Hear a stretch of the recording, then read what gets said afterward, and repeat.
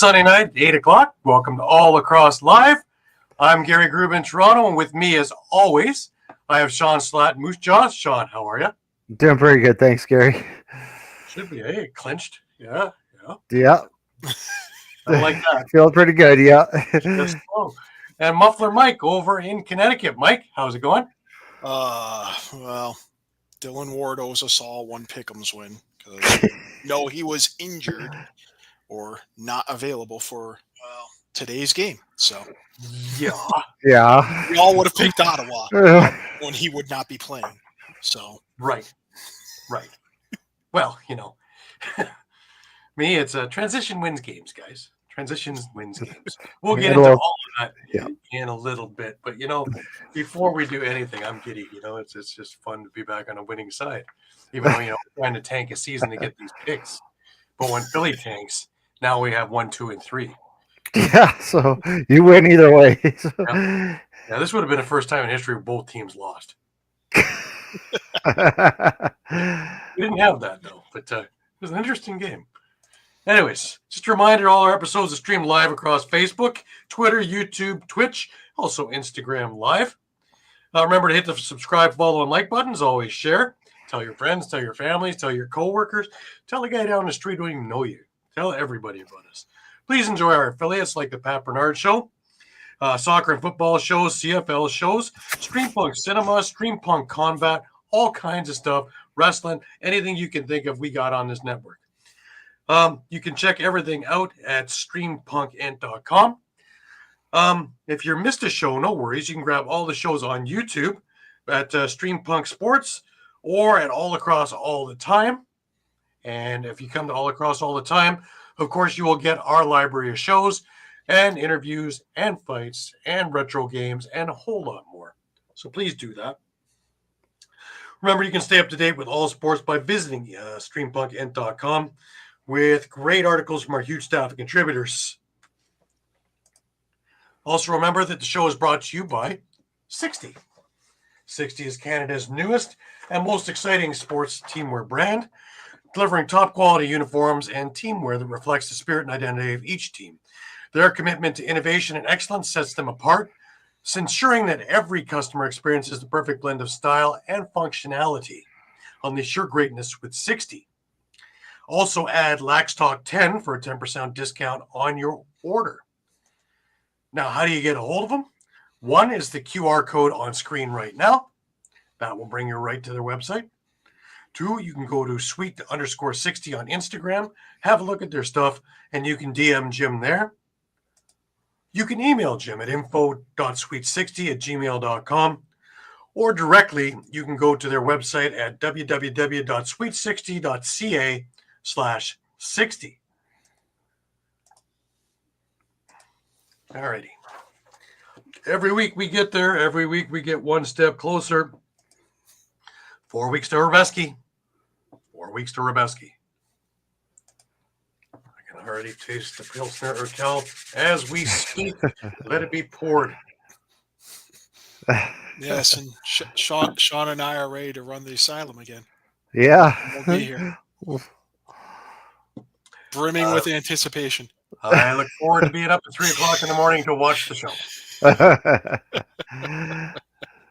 Wait, we're an hour earlier, so it's only 2. I might just be coming in. Hey, what's going on? How's those playoffs going? And the next day I have to catch a plane, so it's all good. Yeah. Didn't make the plane? Why not? Anyways, a few milestones. Well, of course, we talked about this already. Shawn? First clinch. Yeah, big. Didn't even have to lift a finger. No, they did. Just had to sit back and everyone else fail. Yeah, they had original 16 in their hand, and they went, hey, here you go. Yeah, including Buffalo. So hence my thank you, Albany, can now at least with the Buffalo loss, it keeps Saskatchewan first place alive. Buffalo did clinch though with a with a beating of Las Vegas. Yeah, but Las Vegas played them pretty tough in the second half. But we'll talk about that. I think the Buffalo kind of floated the rest of it in, trying to save something for the Albany game. But we'll talk about that. That too. A milestone that is of essence is Matt Vince got over 11,000 saves now. Is there any question that this is the greatest of all time? Any question? No. Anywhere? No. Big game winner, 8-time goal of the year, 5 championships to date. 11,000 saves, 16,000 minutes. Every week it's another record in here. So it's making the other ones just further and further and further apart too. So pretty impressive. Shane Jackson hit 900 points, right, Mike? Yes, that's correct. 900 career points. So Nathan Grennan got up to 100 career points this weekend. He's been in it a little less time, but it's good to see. Also, he had a good game. He was feisty as all can be. Great shot. If there's something to put positive of this year, was the signing of him here on this team. So hopefully he'll sign a long-term deal. Him and Dalwick aren't the tallest of guys, but boy, oh boy, now you got shooting from both sides, and that really helps. And both pinpoint shooting. Alrighty, let's keep moving here. Over to the Arena Lacrosse League, and they're into playoffs in the East. And we had some interesting stuff going on. And we started out Friday over in Brampton, and the Oshawa Outlaws and the Brampton Express, they met up in a decent playoff game, and what's the one thing that has been the Outlaws' problem all year is not being able to play a full 60 minutes. And in this particular game, they were able to play all of 55 minutes. And the 5 minutes that they weren't able to play very well happened in the second, in which they gave up, I believe it was a 4-goal run. And, it changed the whole complexion of the game. It was a 5-goal run if you end last goal in the first quarter. And that really changed everything. At that point, it became 6-1 for the Express. And really, they coasted from that point. They kept up with Oshawa the rest of the way. And this became a 19-14 victory. See the 5-goal spread, guys? 5 minutes. That's the difference. Josh Gilroy was the first star for Oshawa, 6 goals, 2 assists. He had a hell of a game. Tyler Halls and Jacob Janke were the second and third star. Both had 3 goals and 3 assists for Brampton. Heck of a game. But down goes Oshawa. Brampton moves on to the semis. And we have, on Saturday afternoon, the Oswego Bears and the Whitby Steelhawks. And you would think, the way these teams have been all year, that this would have been just an absolute kerfuffle blowout. I would have you wrong. It was 17-12 for Whitby as a final. But really, if you took away the first quarter in which Whitby was up 5-0, and then Oswego started to play, the rest of the game was almost dead even. So again, you're talking about a difference of they had 10 minutes where they didn't play well out of 60, and it cost them the game. But that's the defending champs that they took to the wire. First star, Liam Osborne, 3 goals, 2 assists for Whitby. Second star was Eddie Renault with 4 goals and an assist for Oswego. Looking forward to seeing Eddie. Eddie's on the Gales team too. He'll be going to Prague with us, so we'll have a lot to chat about. Lucas Coote in net for Whitby, 40 saves in the victory, because Oswego really started peppering him in the fourth. Shots on goal were 62-52 in favor of Whitby. Heck of a game. We walk into today, and we had 2 games at the ILA, and both of them were heartstoppers.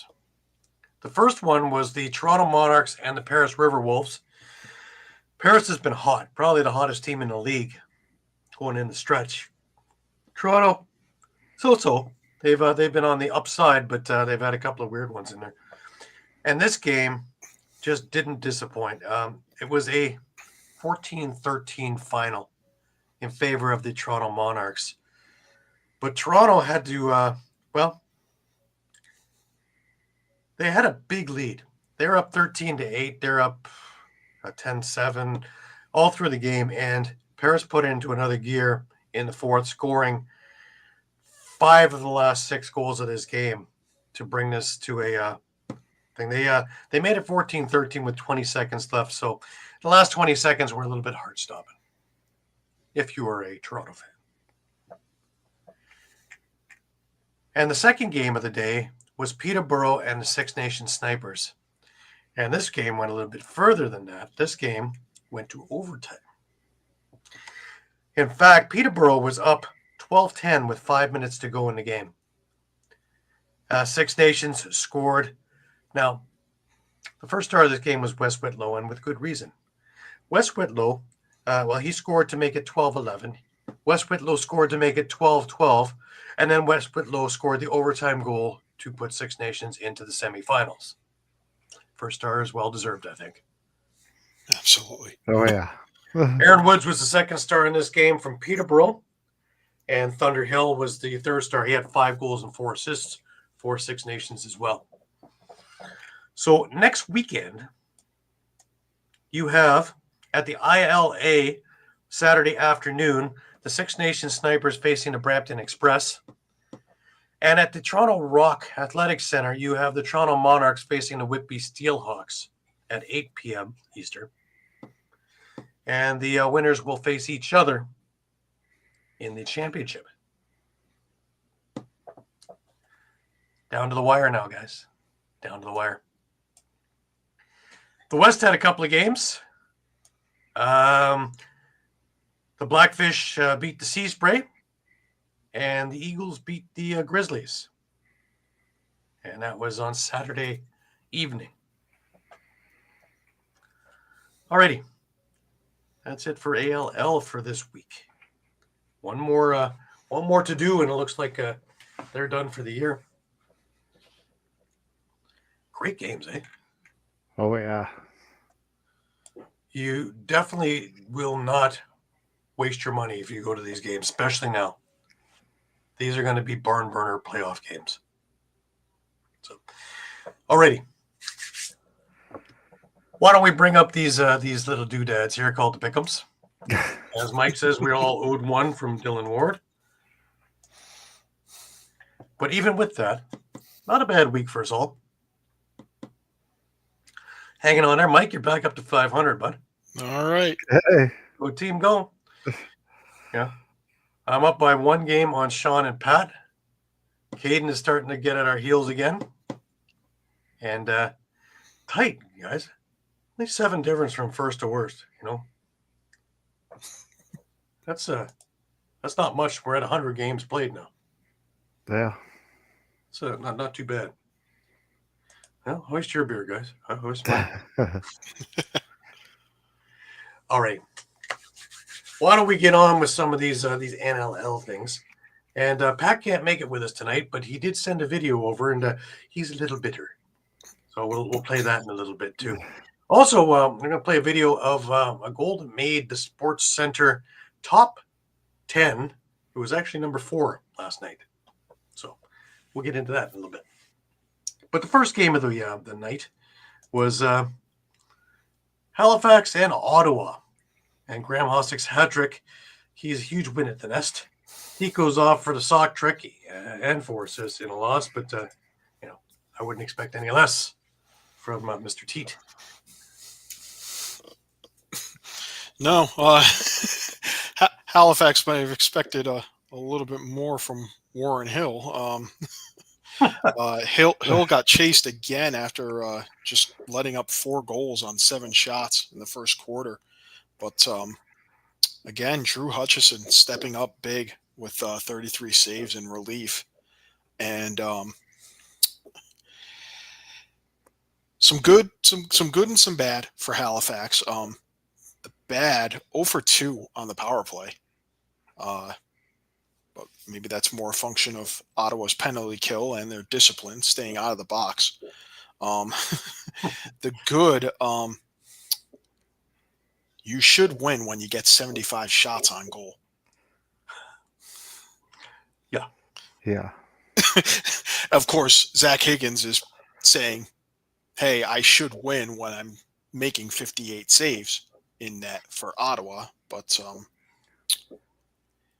here we are, especially when Ottawa went 4 for 10 on the power play themselves. Like I said, Teat with the sock trick, 4 assists. Good to see Riley O'Connor have a big game, hat trick and 3 assists. Travis Longboat, pair of goals, pair of assists. Same for Larson Sundown. For Halifax, Graham Hosick, just 3 big goals in transition.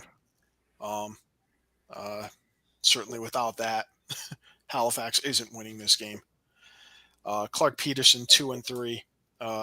Cody Jamieson, 2 and 2. Jason Knox and Thomas Hogarth each had 2 goals and an assist. Randy Stotts, a goal and 4 assists. And this game was just neck and neck. I mean, Ottawa had a 9-7 lead going into the half. Halifax reeled off 5 straight goals to take a couple goal lead, and they just went blow for blow after that. For Halifax, obviously, huge win. It keeps them a game behind Saskatchewan, now 2 games behind Buffalo for first place. And who would have thought, after that 0-3 start, we'd be talking about Halifax sitting in 3rd place. Mm-hmm. Exactly. When they looked like they were absolutely ready to implode this season. And that 3-game skid to start the season happened before even, the controversies with, Hill getting pulled and does he need a rest, and he gets that rest and comes back and for the most part has played stellar, but he's also thrown a couple of duds in there, and fortunately for Halifax, Hutchison has stepped up in relief in those games. All right. Well, as I don't remember seeing so many shots in a game. 120 something shots. It was a shooting gallery out there. It was from every which way, any which way. And all 3 goals were. And with defenses like that, with the guys that Halifax has, with the guys that Ottawa has, where are the block shots? Who's standing there and soaking up shots? No one. Apparently. That's bizarre. Yeah, that's the bizarre part. Both those teams have really strong defenses, typically. But this was a shootout too, 17-16. Yeah, I mean, you're gonna see you're gonna see Duncan Thompson and Hosick and Trevor Smith, eating shots so that they're not getting on goal. And then, on the flip side, you're gonna see Magnan and Matt Marinier, Borgatti taking a few. Mm-hmm. Yeah. Absolutely. But of course, Teat, what can you say about him? Unbelievable. 10 points in this game in a loss. Just unbelievable. And he's double and triple teamed 90% of the time and still finds ways to score. Yeah, really hey, at this point, I think he's I don't want to say he's doing too much, but he's really trying to, will this team to get back into a playoff spot.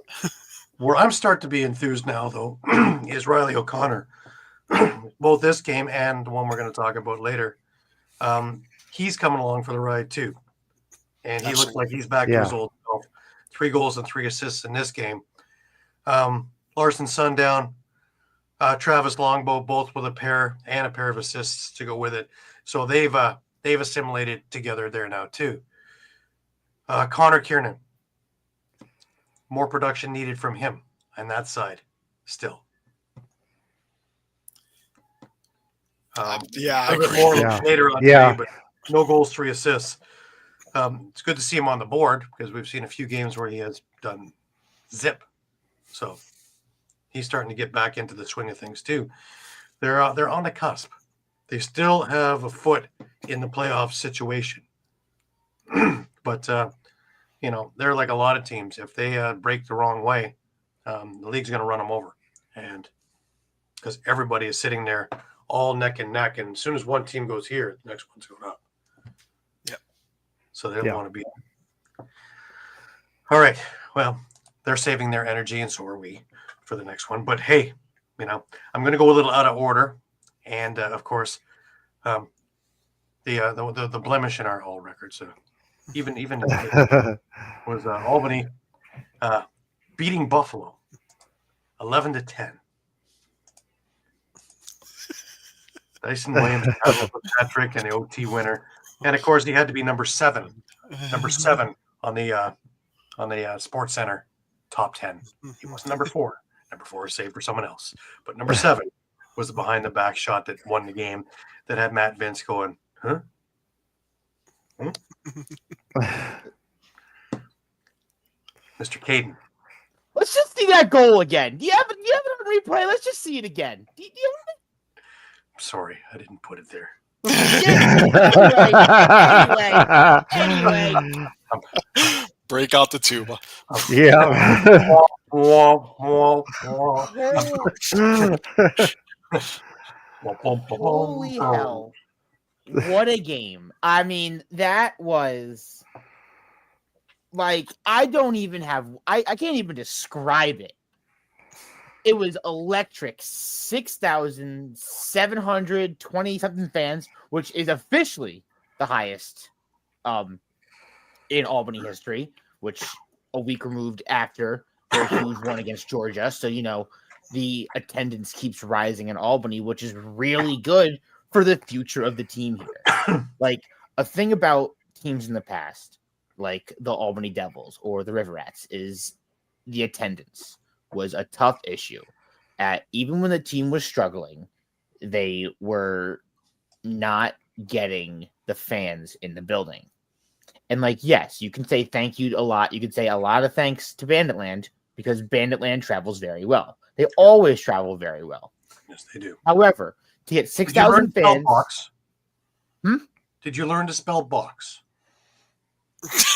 Only a couple of times. I always like the Hooked on Phonics lessons myself. I'll be in Buffalo next week. The counting is always just. I need a little refreshing. Especially on those high scoring games, where we have to take our shoes off and everything, get all those high numbers in there, But 1, 2, 3, 4, yeah, and it's great. We do that all night long, and count. And, it's awesome. I mean, it's just crazy. So there was a lull before the game was getting set. We're up in the press box. We're getting ready to go. And then someone from the Albany section screams, "Nobody even likes Buffalo." And that sets the tone right there. That whole conglomerate of Buffalo fans starts a whole boo because they were doing a "Let's Go Bandits" chant. And then Albany jumps right in and they flush him out. And I mean, they flushed him right out. Like they started getting on the horns. They started getting on the drums. It was intensity the entire night, and not only the fans show in there. Yeah, Budge. They have one up near the front of near the top. They have one on the bottom. They have at least 2 vuvuzelas. They have a drum over by the fan zone. It's electric. Every time I hear the vuvuzela, though, I feel as though. And it's disorientating hearing it in the arena too. Oh, I can believe that. Oh yeah.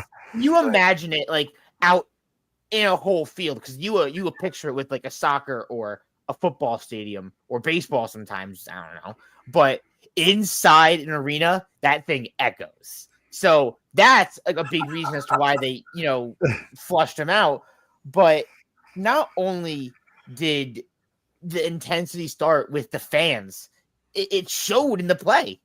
I mean, straight up intensity the entire night.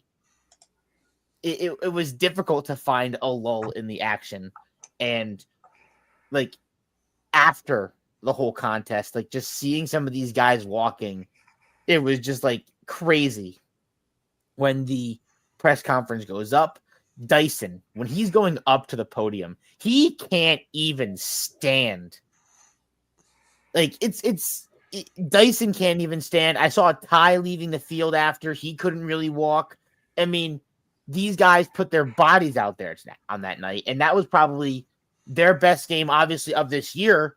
But arguably, I think of this year, and arguably since the playoffs of last season. Debatable. Yeah, I think that's a pretty good thing. Yeah. I watched a chunk of that, even though the Wings game was on in front of me with the Rock. But, that was out of hand. I had it on my Yeah. Hey, you gotta stay awake. Oh, look, somehow, another right? transition goal. Yeah. Oh, look, they're going to overtime. Oh, look, another transition goal. Remember, transition wins games. You know, when that whole thing was happening, when Buffalo was up going into half, there was still a sense of we can do this, but obviously Buffalo was like, "Oh, we have the lead. We're gonna win." And Gary, I mean, you said it better than anybody that if you let Buffalo stay close at all, they're gonna rattle off 3-4 goals right at the end and win by 5. Mhm. Albany, it felt like it was gonna be like that, and then Albany in that third, getting those 3 goals that just skyrocketed them to the lead. And then getting a fourth, going on that 4-goal run, going from the third into the fourth, was huge for their momentum shift. That even if Buffalo did seem to fight back, which I mean they're always going to at the end, they're always going to push for fight in the end, that they could come away with the win. And even when I think it was Josh, or it was when Josh put that tying goal with a minute left, I'm like, here we go. This is the fourth overtime game in Albany this year. I mean, Clarkey said it best. Like, he hasn't even had 4 overtime games in like 2 years of his career, let alone 4 in 1 year. Yeah. And that was electric. How many people in that arena, after Buffalo rattled off 3 goals and still had a minute 44 left, thought, uh-oh. I'm not going to lie. I was down right by the cheer team, right by the dance team, and down by the fans at that time. Once that goal went in, it deflated. It was so deflating. The whole arena just kind of got like quiet, except for mini conglomerate Banditland. Mm-hmm. And it was just weird that every shot that went on net, it just kind of felt like, here we go. This is going to find its way behind Dougie and it's going to go in. And then same with the overtime. I mean, I was still in that spot. I was on the defending side for the overtime. And every time Buffalo was making their push up into the offensive zone, going on transition into offense, it scared me because out came Josh, out came Dane. Here comes Ian McKay. Over there is Chase Frazier. They had all these nasty pieces that you just have to keep an eye out. And if you're covering all these guys, there goes Ron John. There goes Matisse. I mean, it's so hard to cover all of these nasty, nasty players. And every time... Kluche. He left out Kluche. He wanted to kill you when you're watching all the other guys. And every time that Josh and Dane were making a way towards the net and they let a shot go, I'm like, I didn't even want to look when they shot the ball. I genuinely like closed my eyes every time the ball was shot by them because I'm just like, here we go. This is going to be it. And then every time Albany was right on top of them. They were stifling defense. They were hooking on top of them, not letting Josh or Dane get open shots. They were not letting any clear-cut open shots go to the net in overtime. And I think that was probably their best defensive effort of the entire season, was that entire overtime. Because that went long. Yeah. That went almost 8 minutes, right? That's insane. Ended at 6:52. Yeah. So.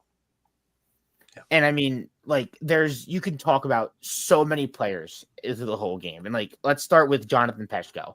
I mean, they picked him up. He made his debut last season, and he was starting to get his feet underneath him. Last night, 2 goals, 1 assist, 5 shots, and a loose ball. And I mean, he had 2 beautiful goals, and he was well known. I mean, he made himself known. every time Buffalo had any push towards the net, there was Jonathan Peshko making them pay for getting close to Dougie. That's his job. So, Big pickup, eh? yeah, great. I mean, and, again, sending Travis away sucks. And I do want to say I'm so happy Travis is starting to score, starting to get his feet underneath him in Ottawa. And I think he's gonna flourish over in Ottawa. And, I want to go back to something you were mentioning earlier about Nathan. I do hope that he gets a long-term home, because I've always loved Nathan Grennan. I've known Nathan for a long time, and he was part of the Brampton organization when I was with the Brampton organization. So I've seen him come up in junior. And the bubble little 2-week thing is what really pushed his stock over, because he excelled in that 2-week tournament. So much so that he got drafted by Panther City in the first round when nobody expected him to be anywhere near the first round. And he's just rode that all the way through and had that same chip on his shoulder, whether it be playing with Coburg in the summer or playing with whichever team he's been playing with now. He's got a whole host of them now. But every team that he's been on, he's made a positive contribution to, which always makes me wonder why he's the odd man out, where I would build around. And I'm exactly with you. For the short time that I've seen him play in Albany, I wondered as to why, obviously it's a business, and these deals and these transactions have to happen. But for teams to see Nathan Grennan hit the open market and then not instantly jump on a player of his caliber is kind of baffling to me. I'm not going to lie. Especially a team like Vegas. In my opinion, would be the first team to jump on him. Right. Well, I'm kind of glad that nobody did, so we did. And here he is. Yeah. And it's about 10 minutes from his home, and, so he's very comfortable there. So absolutely. But then I want to go back to the players from, obviously, like I mentioned, Peshko.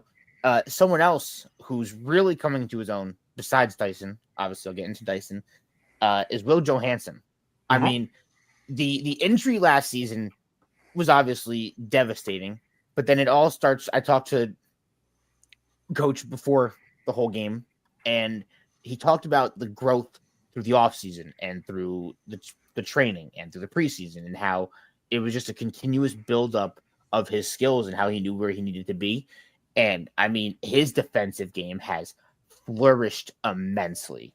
Looking at it from last night, he had an assist, 10 loose balls, and only one caused turnover, but only one of 3 that Albany caused in the night.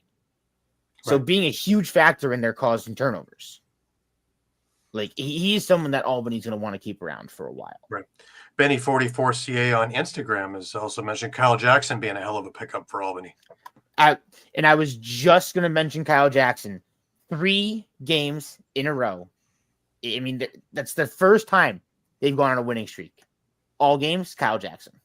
Tonight, 4 assists, 3 shots. I mean, he was the biggest contributor to Albany's success, generating those goals. Obviously, getting the primary assist on Dyson's game-winning goal, but being everywhere. He's all over the place. And that, like you said, has been one hell of a pickup. Yeah. No, I agree. Everything's falling in place at the right time. If they can only get enough wins to get into playoffs, they might actually be the upset and the Cinderella team of this thing, even though they were in the finals last year. And they have to win out to make this work.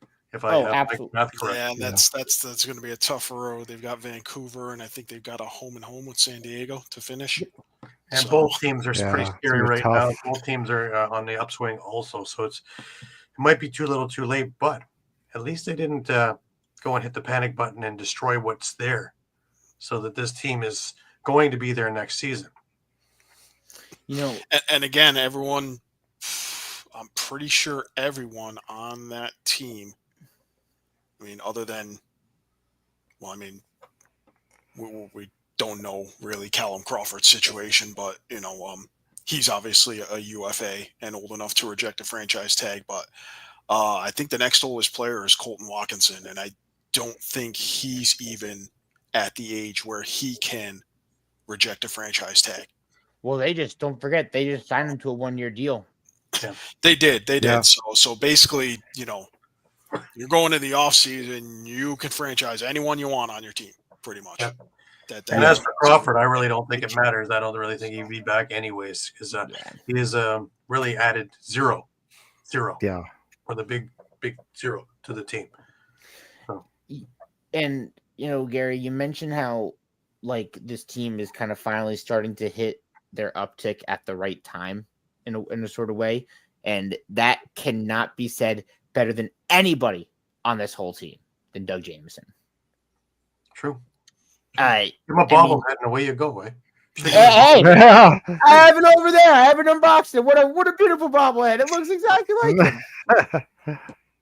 But forget the bobblehead. Just make 45 saves. I don't know what his record is at this point, but I know he has just a phenomenal win-loss record when he makes 45 or more saves in a game. No, I mean, it seems like when the pressure's on the highest, it's when he's on his game, and like a lot of tough games at the start of the season, and it's all null and void now. But for him to pick up this massive performance against Buffalo, 57 saves, hitting a career high in saves in what was a must win. It's not even like a possible must win. It was a must win to keep your playoff hopes alive. Yep. Yeah. And it's funny just to add to that, because I know there's been times we've talked about, May, should we, start Kid over Dougie for a bit? I mean, kudos to Clarkie and his coaching staff for just sticking to their guns, knowing that, we ride the wave. We know Dougie can turn it back around. But who would have thought this happened when you switch the coaches from offense to defense, from defense to offense, and just a different take on things, and all of a sudden everything clicks right? Because it was literally from the time that they made that switch that Albany became a winner again. Isn't that odd? It's just crazy that they didn't have to go to an outside source. It's great that they didn't have to go to an outside source and change everything up to get to the spot that they are now, which is back on the winning track. And I mean, Shawn, you talked about like the whole Dougie Kid situation. I mean, I'm key advocate number one of should we give Dougie a rest? I said that a lot, and I'm glad. Like, I'm genuinely glad that they never did, because, hindsight 2020. But what if they did? Dougie might have not had that amazing night. I mean, he was lights out, an absolute brick wall. After Josh scored that tying goal, he just said no more. And I saw him coming back to the net after a timeout, and he just looked so stoic. And like, obviously, yeah, like you're in a spot where you have to be, but just like in a situation like that, where you have like 5,000 fans chanting your name, and you have a conglomerate of fans from Buffalo booing you, and it's easily heard boos. It's easily heard boos. And through all of the noise, how can he stay so stoic? Because he's facing all of these shots that most goalies might not save. A lot of these things most goalies right now aren't stopping. And he was locked down, lights out, nothing getting past him. Absolutely. Well, it's going to be interesting. There's a few things to watch as we move to the end. And this is one of them. This is one of those stories that it's interesting that it all came together at the same time for everyone. And someone who was really, mentioning like coming together for it, like someone who also I really didn't get the chance to mention yet, and who was really having it come together for him is Dyson. Like, he said it himself last week too. A lot of expectations were put on him coming into the season, especially as a former first round or first overall pick. And at this moment, he's finally starting to hit his stride. He's finally hit his waves. He's finally hit that tick up where he's producing every night, and he's arguably Albany's best player. And like, yeah, he's not going to be producing those Alex Simmons like points from a rookie year where Alex put up 109, I think it was in his rookie year. But Dyson's there contributing every single night, doing things that they're expecting out of him. Like, this is what you expected out of him. And I mean, for Dyson, 3 goals, 1 assist, 12 shots, and 4 loose balls. I mean, or 2 loose balls, my mistake. He's just, and I mean, what can you say about anything other than that behind the back, beautiful goal? And like I said it. I've seen plenty of beautiful goals scored in the NLL. I've seen players from Buffalo alone score some beautiful goals. And I think Dyson's might have been the best I've ever seen scored. Yeah, I was going to say, find me another rookie in the league right now who could pull something like that off in overtime. In the situation where he was, like 3 seconds left, a second left on the shot clock when the ball was in his stick. And I still have no words. I really don't. Have I showed you the number 4 Sports Center? Allow me. It wasn't overtime. True. Speaking of lacrosse, National Lacrosse League, Philly versus Toronto, Chris Boucher is on X Games mode here because what? Boucher looking like Captain America on Marvel Superhero Night. Check it out. Wait. Yeah. We got a good team here at Sports Center. They know how to do stuff. Toronto wins at 15-9. And that was with 1 second left on the shot clock as well. If they're going to give anybody the Captain America shield, it should be Tom Schreiber. Yeah, but Tom, the only thing we saw of Tom was here. Tom's coin. Tom's coin. But he was on the IR for yesterday's game, so we had to do it with other pieces to the puzzle. But that's another hit in our yawn. Philadelphia had a lot to do with that score, and I'll get into that. And you'll want to stick around because we have a memorable rant from Mr. Bernard over in Philadelphia. Couldn't be with us because he's a little wounded from this particular game. Actually, that's got to work, but a little wounded is putting. A little wounded. Well, yeah, bird it keeps flying around the circle. It's kind of crazy how me and Pat have completely shifted this whole season. I mean, at the start of the season, Pat was on the up and up at the highest of highs. I was at the lowest of lows. And now, as the season is gone, we've just completely flipped. And where did it change? Is when they played each other 2 games. Yeah. Yep. It is. Yep. That was it. That was a trajectory in the. It was just that was the whole they flipped it on its head. And Pat, I'm sorry. I'm sorry for the word I'm about to say, but I'm reveling in it. I'm reveling in it. Yeah. That is a few choice words, and he's not happy. Philadelphia did set a record, though. That's the first time they've lost 7 in a row ever. And the last thing I will say before I do head off is, Shawn, you're welcome. Thank you. You're now at least we have a chance for first place still. So. Also, everybody picking Buffalo against Albany. I picked Buffalo against Albany too. Boo hoo. Screw your pick'ems. At this point, screw your pick'ems. My pick was fine. Yeah, Mike took out. I'd like to point that out. Really towards Gary being upset, and then everyone else, including myself, picking Buffalo. So Nagy. Hey, I took Buffalo to eat and Albany win too. So I want my wooden stick from who you got. All the way up to number 2. And now I'm sitting around number 11 or 12 or something like that. I even had to go to look now, especially with Dylan Ward owing me one also. So I'm hoping he owes everybody one there too. That we, it just depends on what number I put beside it. Because that Buffalo one, I had a 7, then that hurt. If I had a 3 there, that wouldn't have been so bad. But I reserved that one because I wasn't sure what Toronto team was going to show up. It's all strategy. Toronto, no matter what. Well, 3 in Toronto is a safe bet right now. Next week, though. Next week is a much easier pick for Toronto. They're off. I'm also going to have the easiest pick with Albany. They're off as well. True.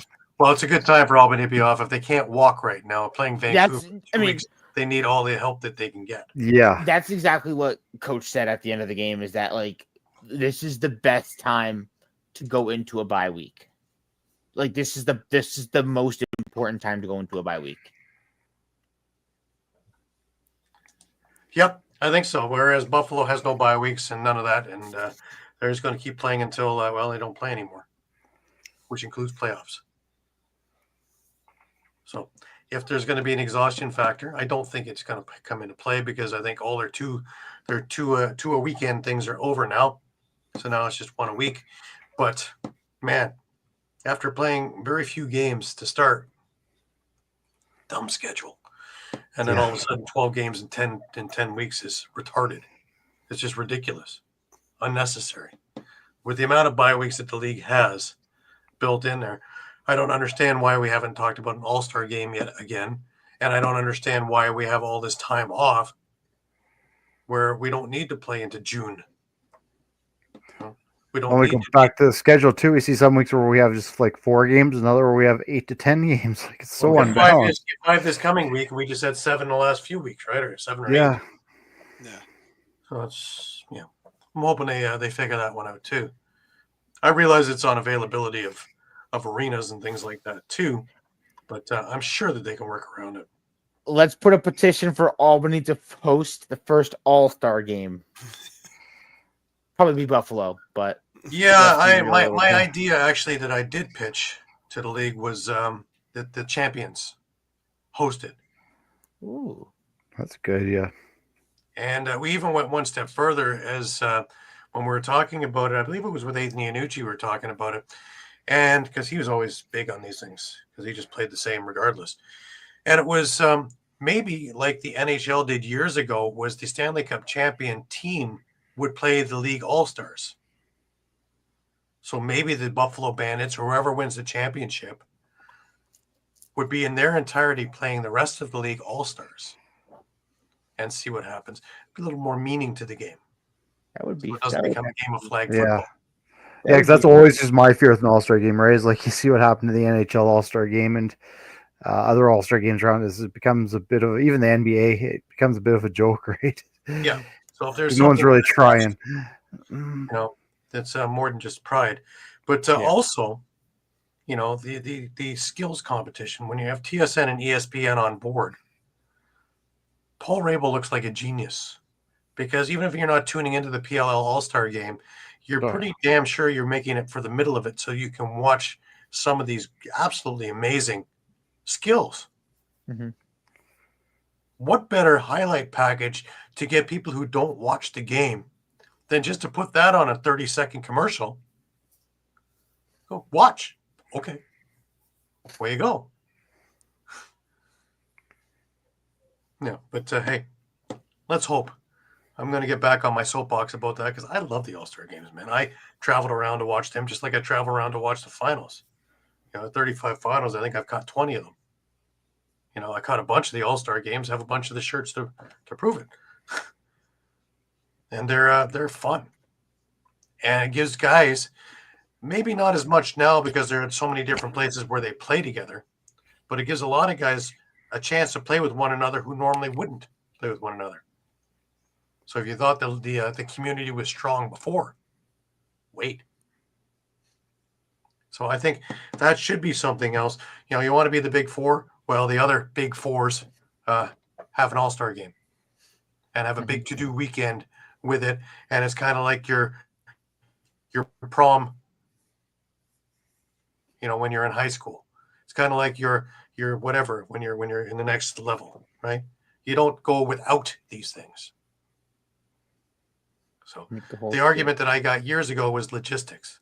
Well, there's enough bye weeks that we can do logistic. And if you schedule it in there, guys will find a way to do it, especially if they're being paid. Mhm. And how about this? The winning team gets paid. Want it to mean something? The losing team doesn't get paid. Yeah. Make it like tennis or golf. You don't win, you don't get paid. Right. the most meaning possible. Exactly. Win You want to money. see somebody Yeah. having across the crease in overtime? Well, did you want that check? Mhm. Just a thought. Anyways, Caden, thank you so much, man. I know that you are still on cloud 9 or 9.5 at this stage.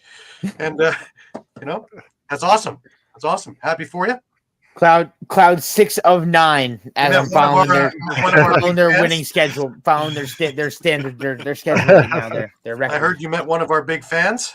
Absolutely. Brian Shout out. Cole? I want to shout out Brian Cole. That actually two people. Brian Cole, I was able to meet him at the game. He was, a great conversation with him. Always thanks to our fans for consuming our product and for taking it in and sharing it around and watching us, because yes, we can do this for as long as possible. We can do this till the cows come home, but without the fans, it's kind of where are we? And without the people that we have to follow us and to be there with us and to consume what we put out there, where do we really go from there? So a big shout out to Brian Cole. And I want to give a shout out to, I want to say his last name right, Dan Duzayak. He is a beat writer for the Buffalo Bandits for In Lacrosse We Trust. He followed with the Bandits crew, and I was able to meet him. I'm a big fan of his work. He does a lot of good beat writing for not only Buffalo, but he actually is covering Albany on their short-term period right now, because they need people to cover them. So he does Albany. So getting to talk to him, pick his brain, it's great. And I try to say it best that I love this community because of the fans. Obviously 3 great fans right here who I get to talk to every Sunday. And meeting Dan, meeting Brian are just 2 key examples. Adam, I got to meet officially Albany Firewolves superfan Josh Harrison at the game. So, it's my favorite thing about this whole sport is the community. Absolutely. Absolutely. Well said. Well said. Now, how good was Brian that Philadelphia was playing in Toronto and he went to Albany? Yeah. We have to take it. Uh-oh. Especially when he was cheering for Albany. That's what the most important part of it all is. And then he had pictures that he sent me with him in toga. I was having beer with Buffalo guys. So, all right. Guys, Community. always Caden, great. as always, man, thank you so much, and thank you for all you do. We appreciate Absolutely. Check out for work coming within the day, possibly tomorrow. it. Awesome. Looking forward to reading it. Have a good night, guys. All right. That was Caden Balint with the Wolves Den. As always, a great time. All righty. We gonna jump back to the Buffalo Bandits on Friday, was it? It seems like Friday. Yeah, Friday. Yep. Yeah, it's a long weekend, guys. What 20 games to cover. So the Bandits and the Desert Dogs. Luke J, remember him? The one that he left out. Hat trick leads the way as the Bandits breeze to home victory and playoff berth. I don't know about breeze. I was going to say this. It looked like there was going to be a 30-4 by the time it was done. That score really flattered Las Vegas. Yeah, that's kind of like the 13-8 Toronto Vancouver one, which really flattered Toronto because man, that game was nowhere near that close. But Buffalo and Vegas, and again, it's Buffalo jumping out big, and then, just kind of, they have the ability to put on the brakes and just, That's it. And they have so much faith in Matt Vince. There's nothing. Yeah. It's not going away, right? Well, yeah, that's the thing, right? Like they're up by 8 at the half.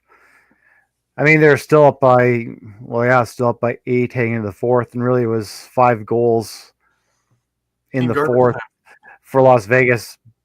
But I mean, by that point, Steve Orleman was in the game and not yeah. So. Yeah.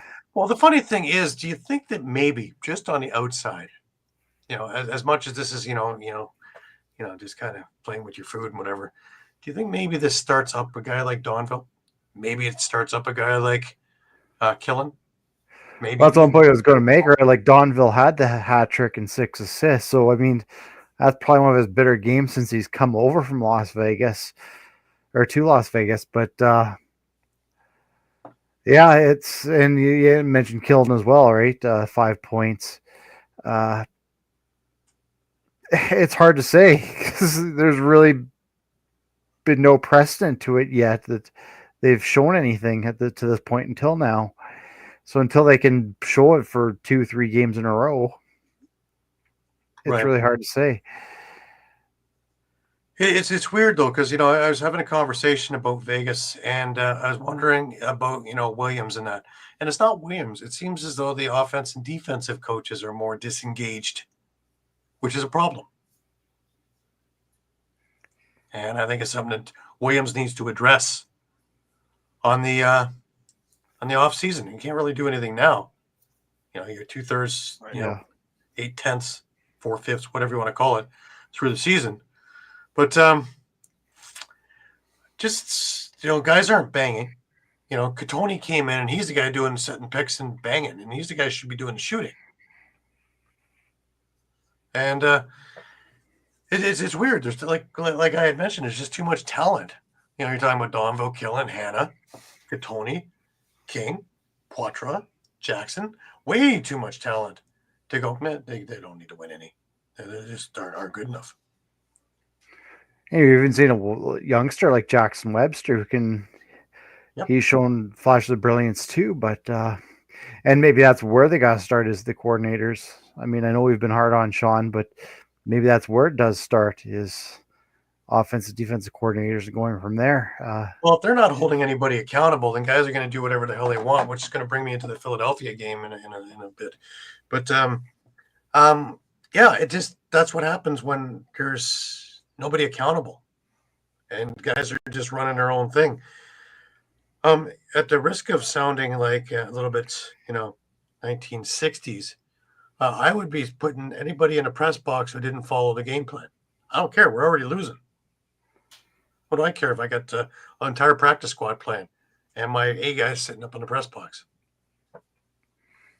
And what do you have to lose at that point? At least you just get your young guys in and see what they've got with them. So, but I'd sit you there for the length of your contract if you're not going to do it. If you're going to suck your thumb. See ya. No problem. True. I don't want a message sent that you come here to play or you don't come here. True. That might kickstart some guys. Yeah. The only thing I might add, though, maybe a little bit of snag because we've talked about it so much with head coaching changes. The question is always, who are you going to replace this person with? Oh, there's a lot of guys in junior I can replace for an offensive or defensive coach. Oh, yeah. Maybe not a head coach, but I can certainly find a number of guys that I can look in OLA and find enough there in both, let alone look out in BC or even look out in Edmonton. Rocky Mountain would have a number of guys. So I would even think of John Lynch for crying out loud. With that in mind, who would your two? If let's say we get to the end of the season, whatever their record is, you fire both coordinators. Who are your top targets for each side right now? It's a good question.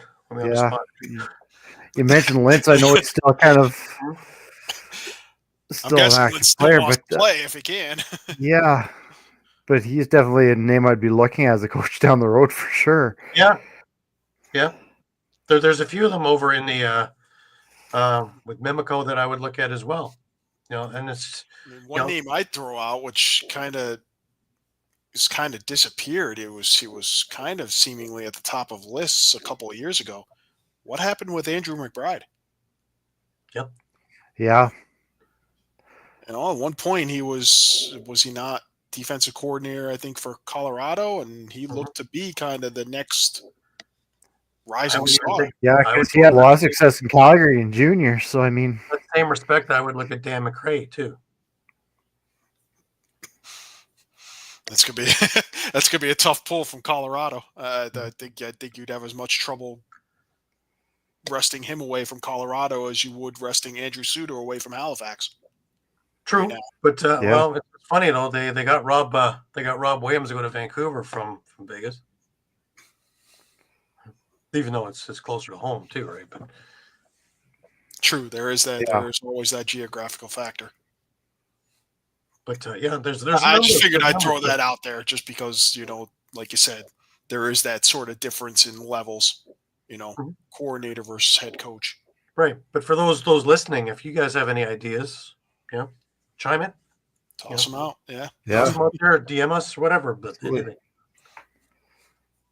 I just find it interesting. But maybe, and a wasted game like this starts some of these guys because they start getting that touch again, going, hey, wait, I like this. And start putting that effort in again. Yeah. Because it is hard when you're getting beat down week in and week out to, you want to take that extra hit. Why? But, pride. All right. Now we get over to this one, this little gem. Boucher and Craig each net hat tricks. Toronto breezes to a home win. Yeah. Breeze. Yeah. It's funny though, because before the game, nobody's talking about anybody breezing about anything, because both teams have had the same kind of headaches, and one started off great, one started off not good, and again, just like the Albany thing, they kind of met in the middle. But one's on the way up and has some positive things going on. The other team, man, I don't know. I really don't know. And there's a number of things that I want to touch on before I get to the game itself. Watching the game and my observations of it is that I found there were a lot of guys that are just putting in the mileage. I didn't find them doing anything that make them stand out. Pat's been talking about Phil Caputo being a role or whatever. The only time I heard his name last night was for a penalty, and I didn't even notice him on the floor. I've known Phil for years. I didn't notice him on the floor at all. Brennan O'Neill, when he's got the ball, is dangerous. Brennan O'Neill, when he doesn't have the ball, because he doesn't know box that well, doesn't know what to do, and needs some guidance and leadership in a big way. Blaze Reardon. We talked about what happened to him. He has one play, and that is run towards the net and dive across the crease. If he doesn't do that, he really doesn't have much that he's doing there. And again, off ball, he doesn't really have much to offer. Greatest goalie I've ever seen right now in field. But here, he's ever since that injury, he's been different. And I don't know. I don't know what needs to get, the in his craw to get him back to that way. It's been a few years removed since that injury. I'm pretty sure it's healed. Alex Pace, another one who, will get in there and then nothing. You know what I'd seen a lot of last night? We talk, and I have transition on there, and I see this long pass from a goalie to whomever, almost Hail Mary-ish. And I would say 8 out of 10 times it didn't complete. It was just a turnover or a missed pass and, whatever. But I saw that play over and over and over. One of their goals was Shane Simpson caught, I can't remember who right now, but and then it turned into a goal. But that happened so few and far between. It was 8-2 at the half. It was 4-1 after 1, 8-2 at the half. And it really didn't look like anything was in doubt. And what was really working for Toronto? Transition. Transition, transition, transition. And because it was going inside. And it was coming down, getting close to goalies because it was on the move. Right? First goal, Corey Small. And it was an absolute laser. And you could tell his shot was on. Dan Craig from in close got one. Now, that's good to see because, well, happy birthday, Dan Craig. There's a few of them out their birthday today. The whole Rock team has their birthday today. So first they played a game, then they have some cake. But, he hasn't done a whole lot this year. And to see him in with a number of goals, that looked good. Challen Rogers off of Josh Dawick pass. Almost said off a Jamie Dawick pass. Might have been one of the same. But that was another one where Rogers was coming out both doors. He was playing on both sides of the ball. How do you replace Tom Schreiber? Well, Rogers would be a good fit, but you're not going to lose him on D either. So he's good enough to do both. Liam Patton had a great goal. That was the one who got it off the Shane Simpson pass. And out it was the first time Philadelphia got on the board. And we'd already played almost 13 minutes of the game. And that was the first sniff of a goal.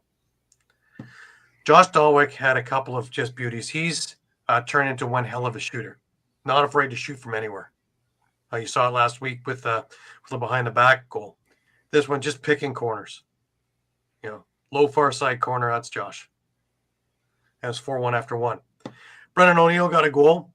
Made it 4-2. Then it was all Toronto the rest of that quarter right to halftime. Latrell Harris in transition. Chris Boucher in transition off a Jake Darlison pass. Boucher on the power play again off a Challen Rogers pass, again in transition. Josh Dawick. And this one was in transition too because it was Justin Martin who's passing it to him and he was rushing towards the net off the bench. My point made yet? The one bright spot for Philadelphia in this game was Sam Leclerc. He had a hat trick in this game, and he came to life in the third quarter. Leclerc opened it up just 24 seconds in off of Joe Resetarit's pass. Not going to hear that name very often, sorry. Justin Martin picked up a ball that was, again, off a turnover and rushed into the net, scored 9-3. Leclerc gets another one back off a Mitch Jones pass. Again, you're not going to hear that name a lot. Nathan Grennan with an absolute laser. And like I said earlier, I am so glad that he is part of this team now. I was kind of hoping when he got cut that maybe somebody will pick him up, but I always look and say, we're always so loaded that, where's he going to fit? He fits. And in fact, like I say, Dawick on one side, Grennan on the other side, not the biggest guys, but boy, oh boy, they're 9'3" with their shots. And Grennan plays like he's 9'3". With 4 seconds left in the third, Mike Sowers gets a goal. Again, I find him to be more akin to this game than Brennan O'Neill to box. I think he gets it more. But what do I know? We head into the fourth. Josh Jubenville, unassisted. Again, off a turnover. Transition. Shane Simpson gets one for Philadelphia in transition the other way. Literally 15 seconds after that goal. Chris Boucher. This one was the one that we watched the highlight of. 1 second left on the clock, on the shot clock. Then Grennan gets his second of the game. Dan Craig on the power play. Sam Leclerc gets his third of the night on the power play. Dan Craig again later in the game. And then Joe Resetaris gets a goal with 2 minutes left in the game. That's his first of the night. That's your big shooter, right?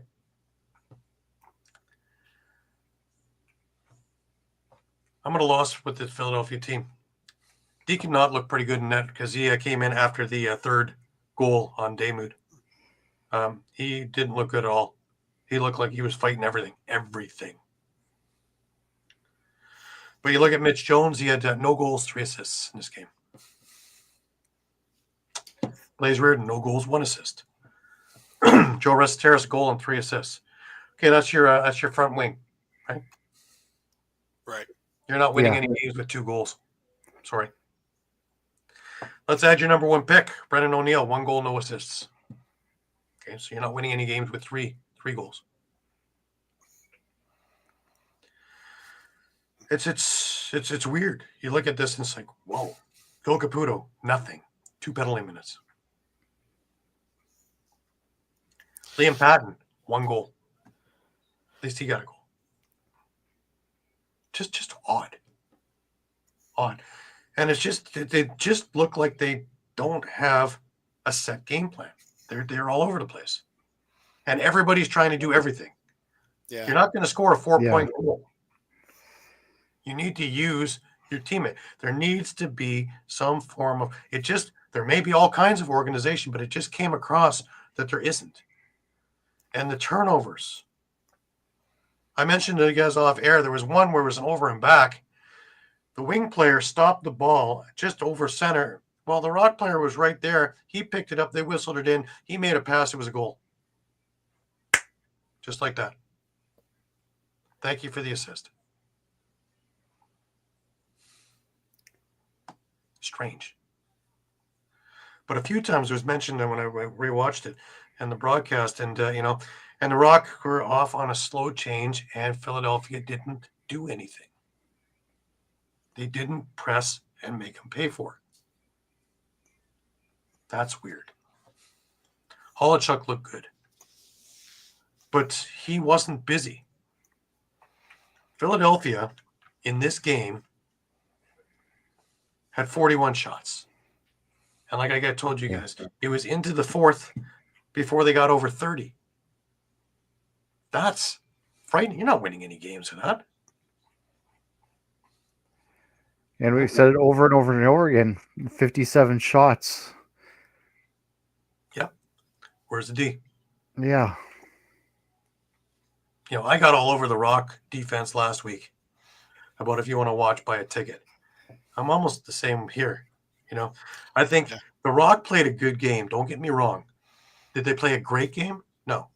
They played a good game. And the transition game came to life. If they're playing Saskatchewan or Buffalo at their peak, do I think that Toronto looks like this? No, I don't. I think a lot of this had to do with Philadelphia playing so upside down, inside out, that Toronto, just by osmosis, they did better. But it's funny you say that because both of these teams beat Saskatchewan. Yeah. Isn't that funny? Figure that out. Yeah. So, well, I mean, even a broken clock's right twice a day, Mike. Yeah. True. I mean, I'll add 2 things. Obviously, my caption probably helps to explain. There's no transition. The lack of pressing in transition. I mean, 0-7 since he got injured. And how much do they want take Katoni back now? Do you think? Have that kind of grit and have somebody will go inside and fight, and get loose balls, wasting away. Well, I do 100% agree with you, Gary. One thing I was going to bring up, as you mentioned about playmakers and the goal scoring. I was wondering, is it almost that there's and guys trying to do too much? It's almost to the fact that there's too many cooks in the kitchen. Yeah. Where you've got Reciteris who needs the ball in the stick. You have, O'Neill who needs the ball in the stick. You have all these guys who need Mitch Jones needs the ball in the stick. You don't really have a playmaker. You just have guys who can make plays. You got to give these guys roles when they're not on ball, because there is only one ball. Buffalo seems to figure it out. They have how many guys who are scorers? They certainly do anything they have to do to win. Yeah. It works. Colorado, when they were winning, next man up mentality. Whatever in the hell I have to do, I'm doing. Look at some of the Rock teams that won. Look at some of the Saskatchewan teams that won. Everybody had to have the ball? Hell no. No. How many times did you see Schattler do other things when he was, had to do it? Absolutely. Oh, yeah. That's what winners do. They find ways to win as a team. Nobody's going to win individually. And if they don't figure it out,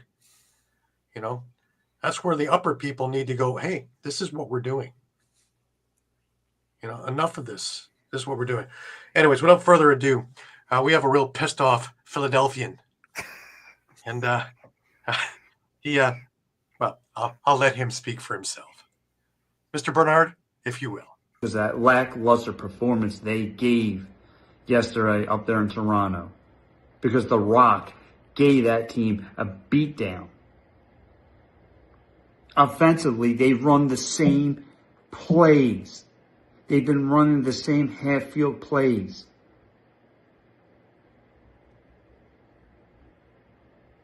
It's the same plays over and over. They don't even bother keeping the opposition defense off balance.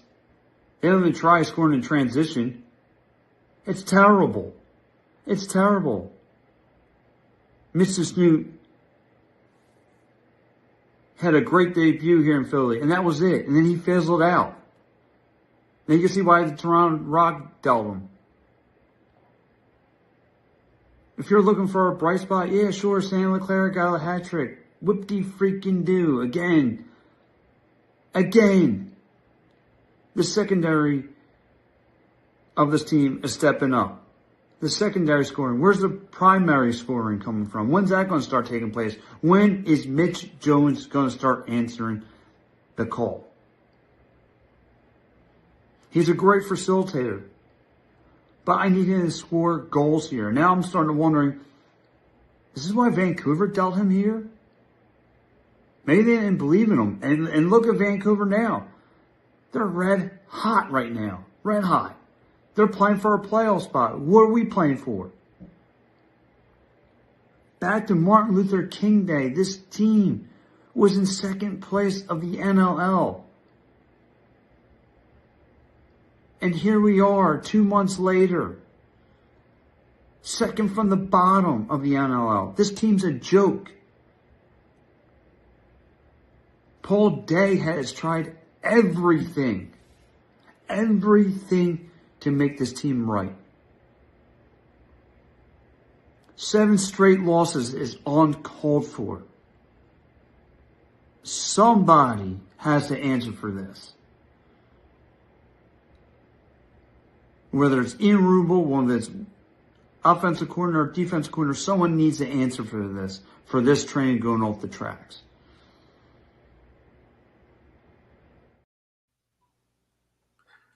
He makes a lot of good points, you know. He's got the what Philly point- word on your sleeve, but he makes a lot of points. And when he's talking about that half court, I told you, man, that's all I saw all game long was these long lead passes that went to nowhere. Just You giving know, up. at one point he made, sorry, Gary, one point he made to that I found quite interesting too, and I'm interested about it more than anything was that move from Vancouver to move Mitch Jones, because we're all looking saying what's going on. Hey, Why Brian. they do that? It's starting to make sense now. Is he maybe too much of a me player and not a we? And I mean, you know, Kurt Milosky's not gonna stick around with a guy who's not going to be a team player, right? So, Yeah. Although that move was obviously made. it was a move prior before Kurt, but still, regardless. I think Chris Gill was still, Cordingly.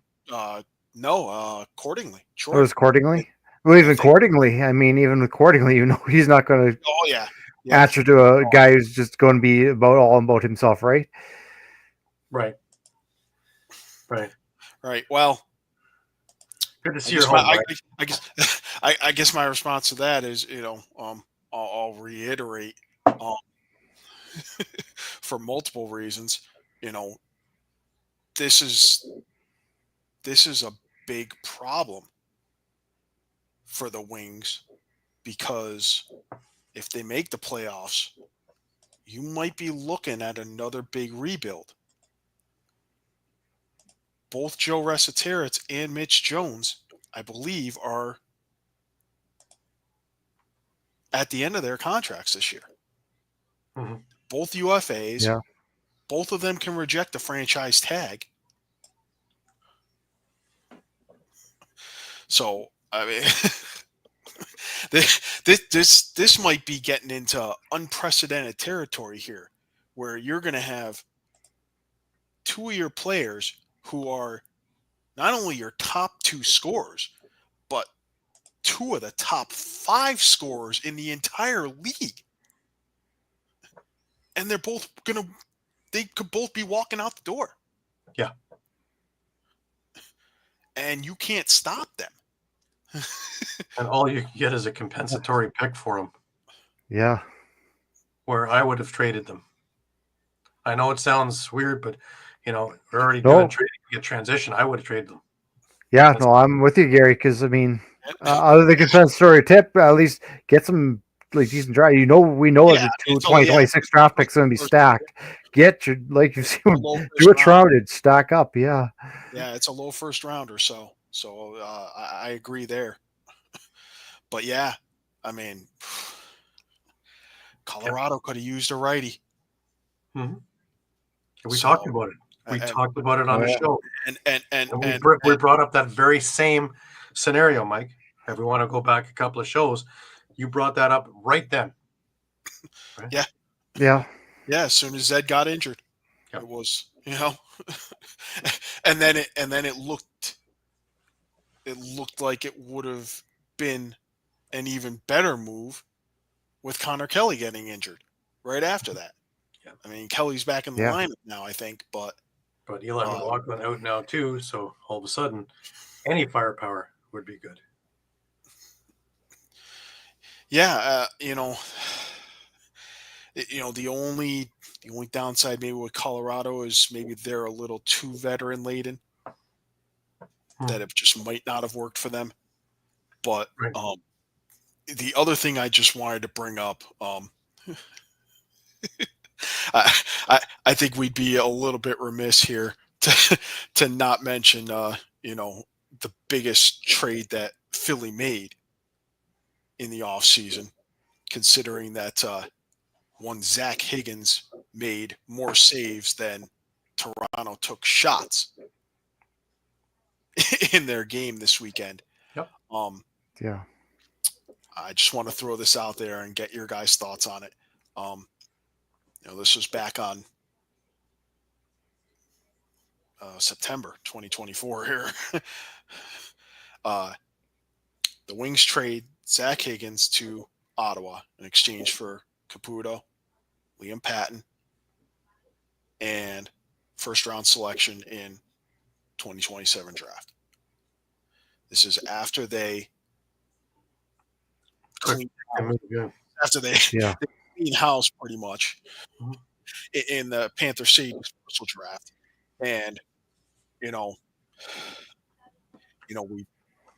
we've seen and we've talked about Nick Damoud, certainly during the last year Panther City was there. We were talking about, hey, this is arguably top 5 goalie in the league. He's not having the same kind of year or success that he did in Panther City. They take him, and there's more levels to this because there's that whole leverage thing with the Christian Del Bianco situation at the time.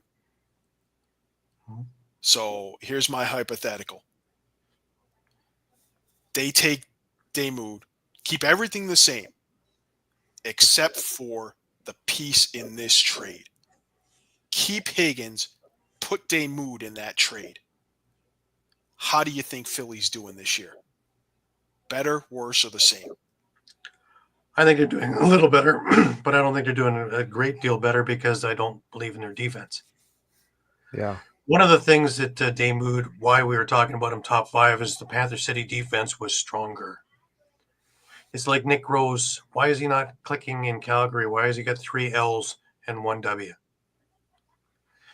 Well, in Toronto, and even then it wasn't working, he had a really, really tight, strong defense in front of him. Got him the goaltender of the year. Damoud in Panther City, same thing. Had really tight, strong defense in front of him. In Philadelphia, not having as strong a defense, not having as good a year. Rose over in Calgary, not having as strong a defense, not having as good a time. Makes a big difference. Why is Matt Vince absolutely unbeatable? One is his abilities. Let's not take anything away from him because it doesn't matter where you put him. He's going to be great. But he also has his pick and choose of who's on his defense and what they're doing. It's his idea to bring them down to around the goal line and have them run out and come back. And so you have 3 goalies on there.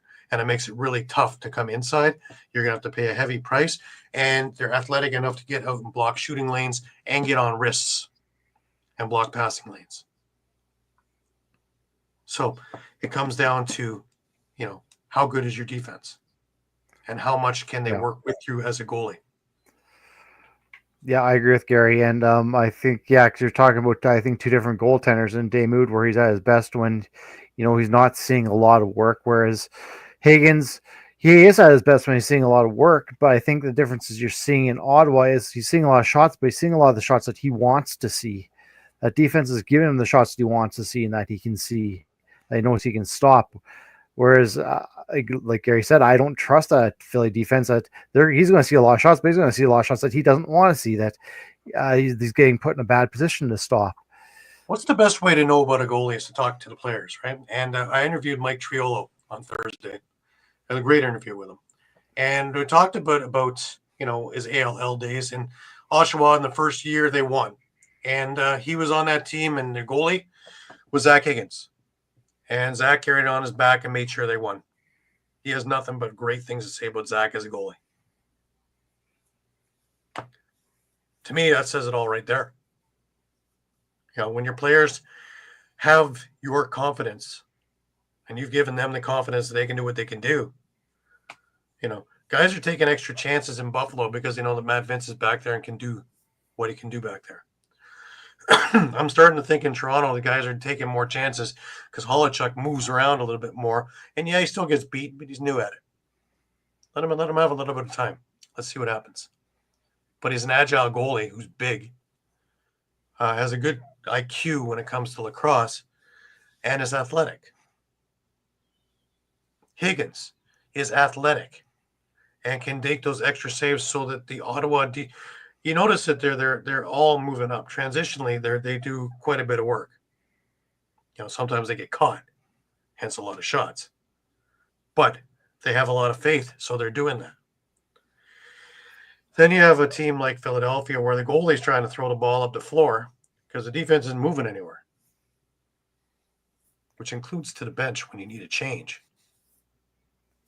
So if your timing's off, then everything is off. So that's where I think it comes down to. Is it Dave Mood himself? No, I don't think so. He's still that same goalie that you had in Panther City, but he doesn't have the tools in front of him to be that next level. And unfortunately, because the last person you see is the goalie when the ball is going in, he's the one who gets blamed. If everybody misses their assignments and they're running wild, and they were running all over the place last night, Deacon Knott, he did well for a while, and then it started catching up with him too. Hence, they made the change and put Damoud back in at the end. But for a while there, Deacon stopped everything. He's younger, more athletic, so he was starting to use some of that skill, which stopped the bleeding. But unfortunately, Philadelphia's offense was anemic, and they couldn't take advantage of him making all these saves, and it stopped at 3-0 when they put him in there for a while. And they got one goal, and they couldn't build on it. Otherwise, we could have had a whole different thing. Remember, game of runs, right? Yeah. And that's why I'm kind of against, the calls to start Deacon. And it's not anything against Deacon himself. Dave Mood's a veteran. He can bounce back to these games. But as a young goaltender, do you just want to shell shock him like that? Yeah. That's good. That's going to do nothing for his confidence. That's going to do nothing for his confidence whatsoever. Yeah, and I guess the last thing I want to add is this potential rebuild for Philly gets even more difficult if Mitch Snew and Chris Corbeil walk too, because we've already talked about how they might be rentals, and sure, you'd love to re-sign one or both of them, but if they walk too, now you've got key pieces on offense. An offense that's struggling. I saw Corbeil on one that rush are leaving. I saw Corbeil now you've got one rush last night. One rush. Yeah. Now you've got guys on the defensive end too that are, well, they just got here, but they're key pieces, and they might walk too. So we could be looking at total rebuild here in Philly. May not be a bad But thing. it may not be, because then you can build out from the back end and, okay, yeah, the offense is going to suffer for a year or two, but that's also... They're suffering right now. It's also, well, it's also time for Sowers and O'Neal to develop and grow in the box game. Yeah. But you need people to develop them. They can't do it on their own because they're going to... No, got to bring in a veteran. We watched this in Philadelphia, of all places, before, when you brought in the Americans and it didn't work on Johnny Meridian's watch. And it's funny because Paul Dawson said it on the interview that I had with him, is really, yeah, it's all fine and good, but really the fans don't care where you're from as long as you win. Doesn't matter where you're from. Yeah. You can be from Timbuktu. You can be from wherever in the hell Lutka Gravis was from Taxi. Doesn't make a difference as long as you can score, stop the ball. Anyways, let's move on. We got Vancouver against a team I can't figure out heads or tails about. Georgia. And sure enough, Vancouver pulls out a 15-13 win. Ball goes off for 3 goals and 9 assists. And a huge win at home. Lyle Thompson scores 4 goals in the loss. All right, we're talking about puzzling things. Georgia, guys. Anything? I'm at a loss. I can't pick them. Yeah, I can't just... I can't. They've got to find some consistency of some sort over there. I just can't figure this team out. And they have all these pieces, and it looked like it was coming together. Now, granted, I think they did really good with the Christian Del Bianco factor that they're facing. They almost pulled it off. But almost doesn't get you in the playoffs, does it? And doesn't get you very far in there. Yeah, that's the only thing I could come up with, is the Del Bianco factor. But like I said, it's consistency. It's consistency, right? Why have they been able to put together a consistent, 2-3 games? But again, we were talking about their scoring. And Miles didn't play in this game, which all of a sudden left Shane exposed, right? Yeah. Shane still came out with 3 goals and 2 assists. So whatever was ailing him before isn't ailing him anymore. So he's one of the bright spots. Brian Cole, Andrew Q also had pretty good games. Brendan Bombury, this is the one that worries me a bit. 5 assists, no goals.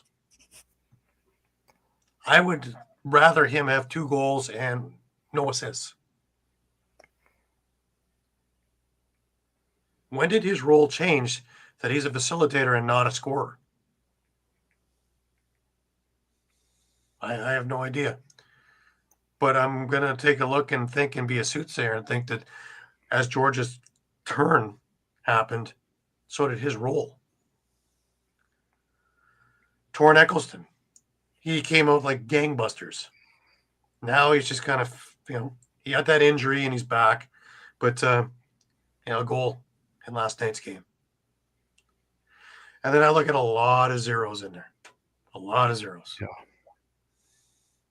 And you can't just go with 2 or 3 of your top guys and have no support. Same way you can't just have the support guys score and have nothing from your top. It has to be that mix because you have to keep other teams off balance.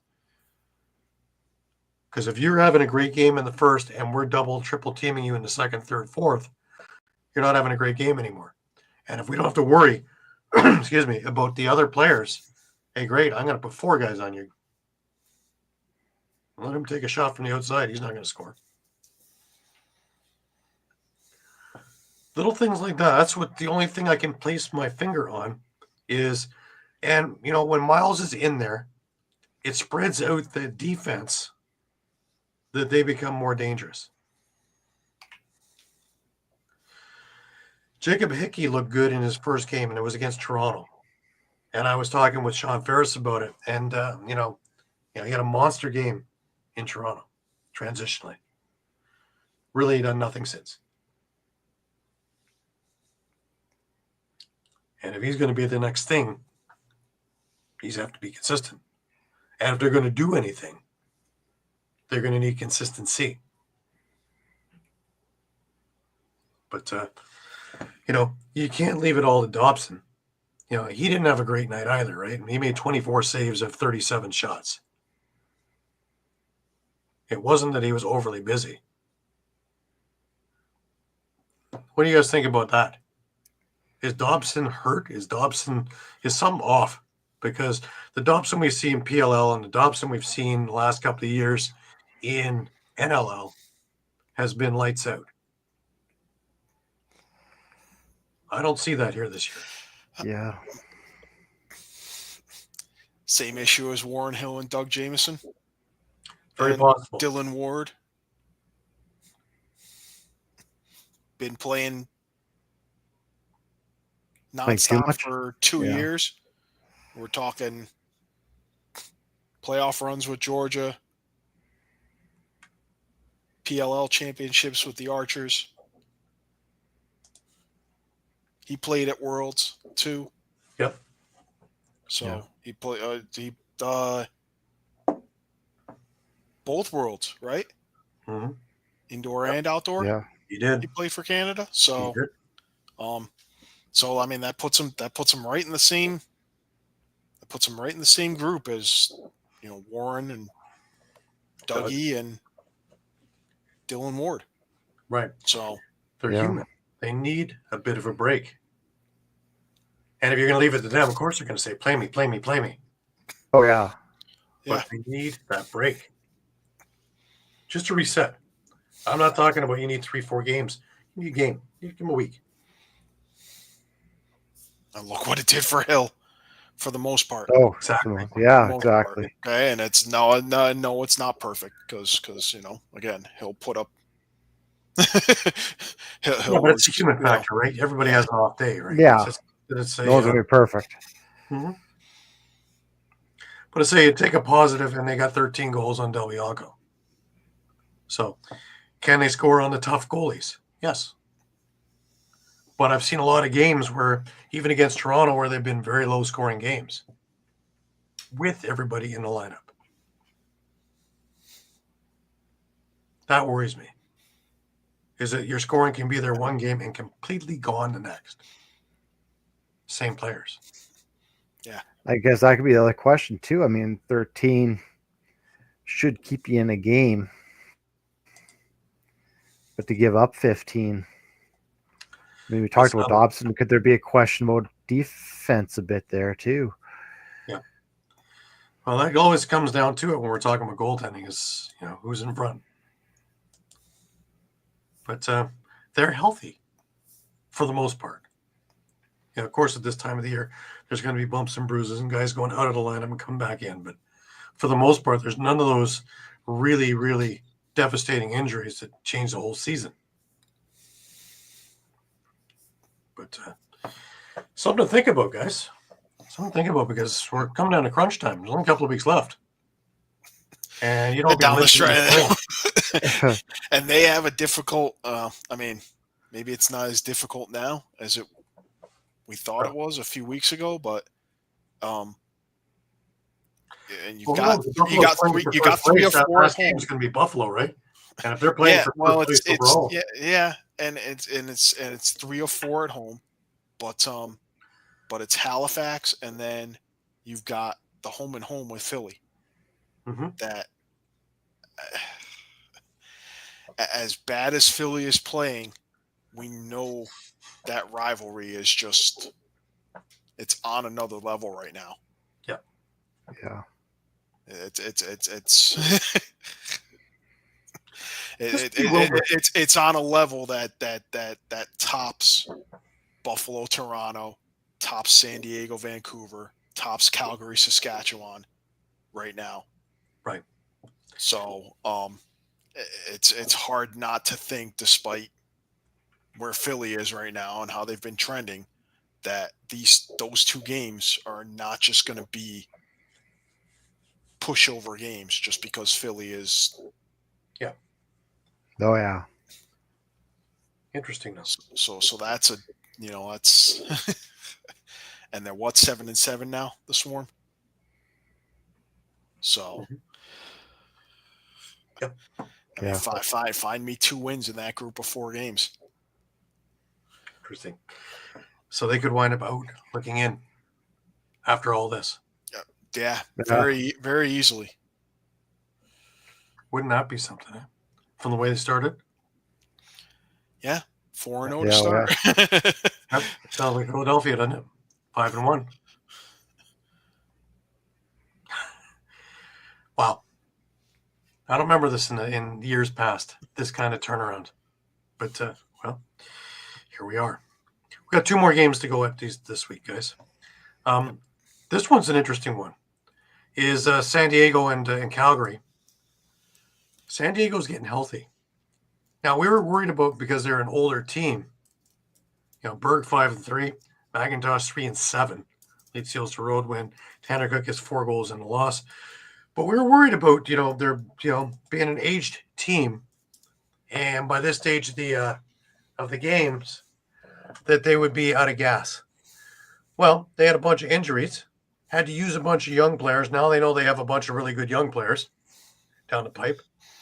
And their older players have had weeks and weeks of rest and now have a couple of weeks. You remember when Buffalo won the championship the first time and all their players came back about 3 games from the end, had a couple of games to kick off the rust, and then boom, you're unstoppable and won a championship? Yep. Does this look a lot like that?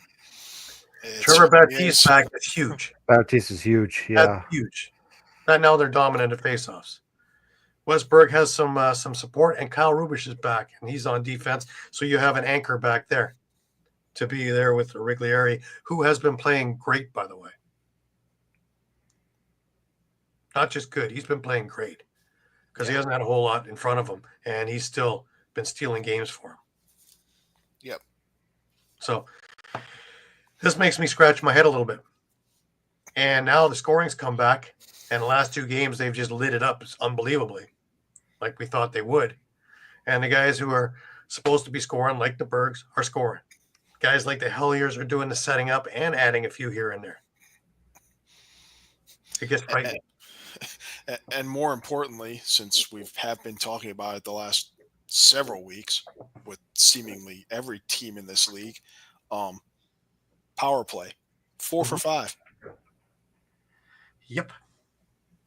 In a world where we've been talking over for everyone, seemingly the last few weeks, that's huge. When your special teams are taking advantage of their limited opportunities to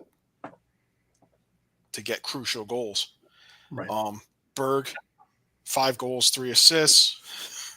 You had Zach Currier with 3 goals and 2 assists, looking like the Zach Currier of old. Yeah. Trey Leclerc, pair of goals. Ben McIntosh, 3 goals, 7 assists. Rob Hellier, 8 assists.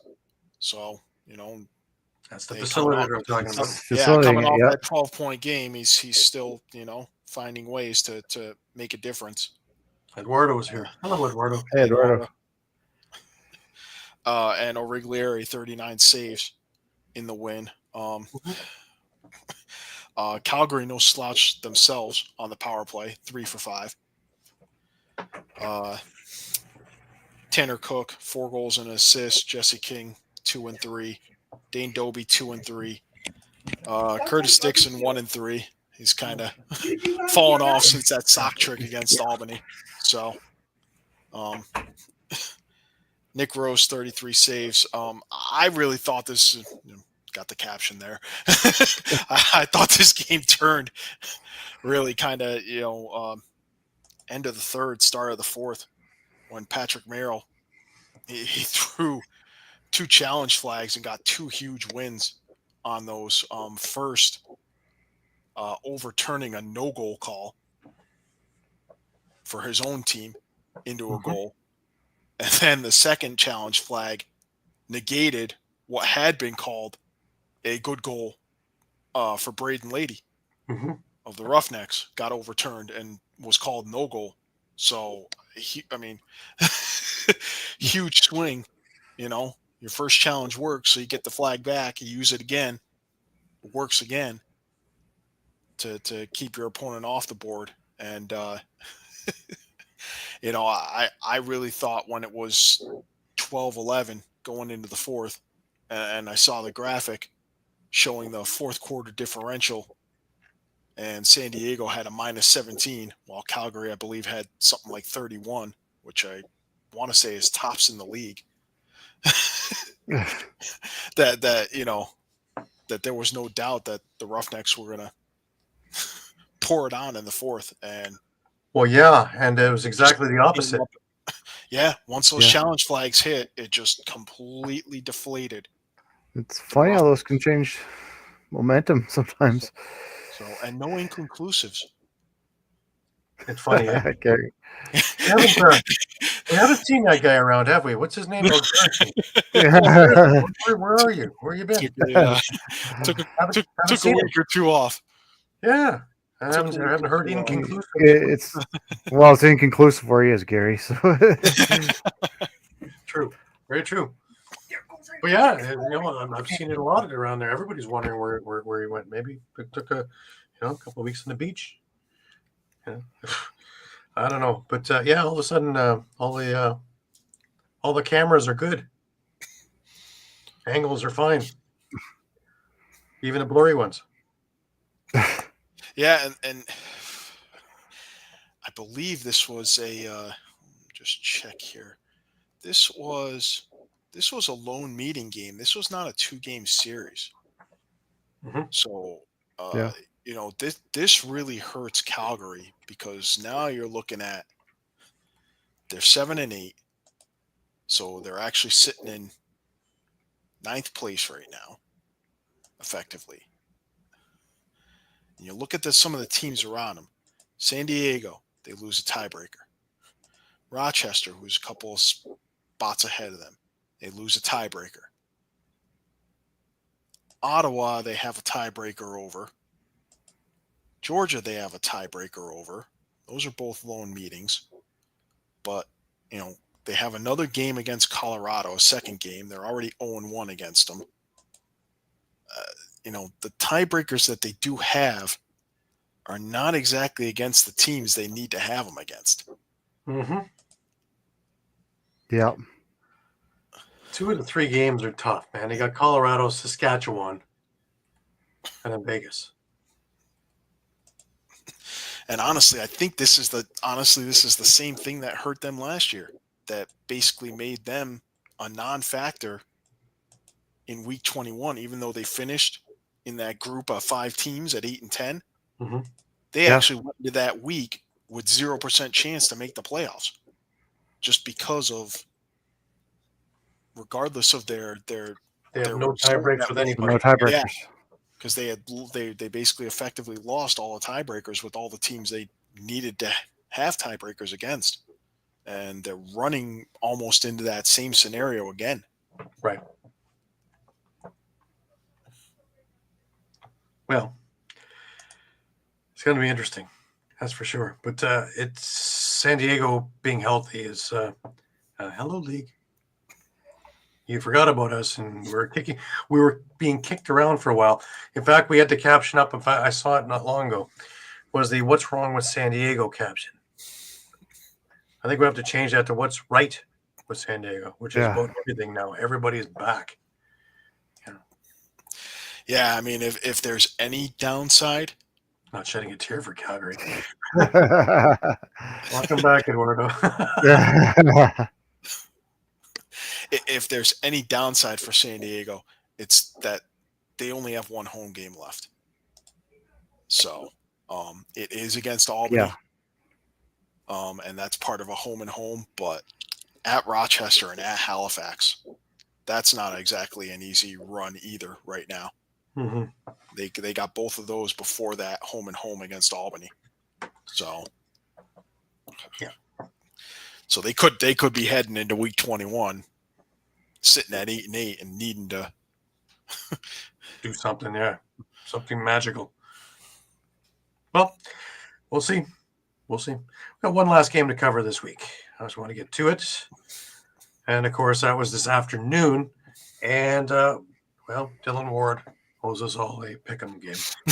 Yeah.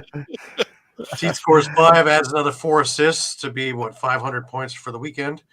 Snaps Ottawa's 4-game losing streak, 14-9. And this day, man, my gosh, I really thought Eduardo's not shedding any tears for anybody. Pretty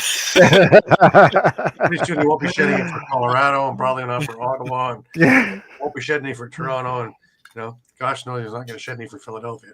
Vancouver doesn't have an easy road either. That's where we're watching. Yeah.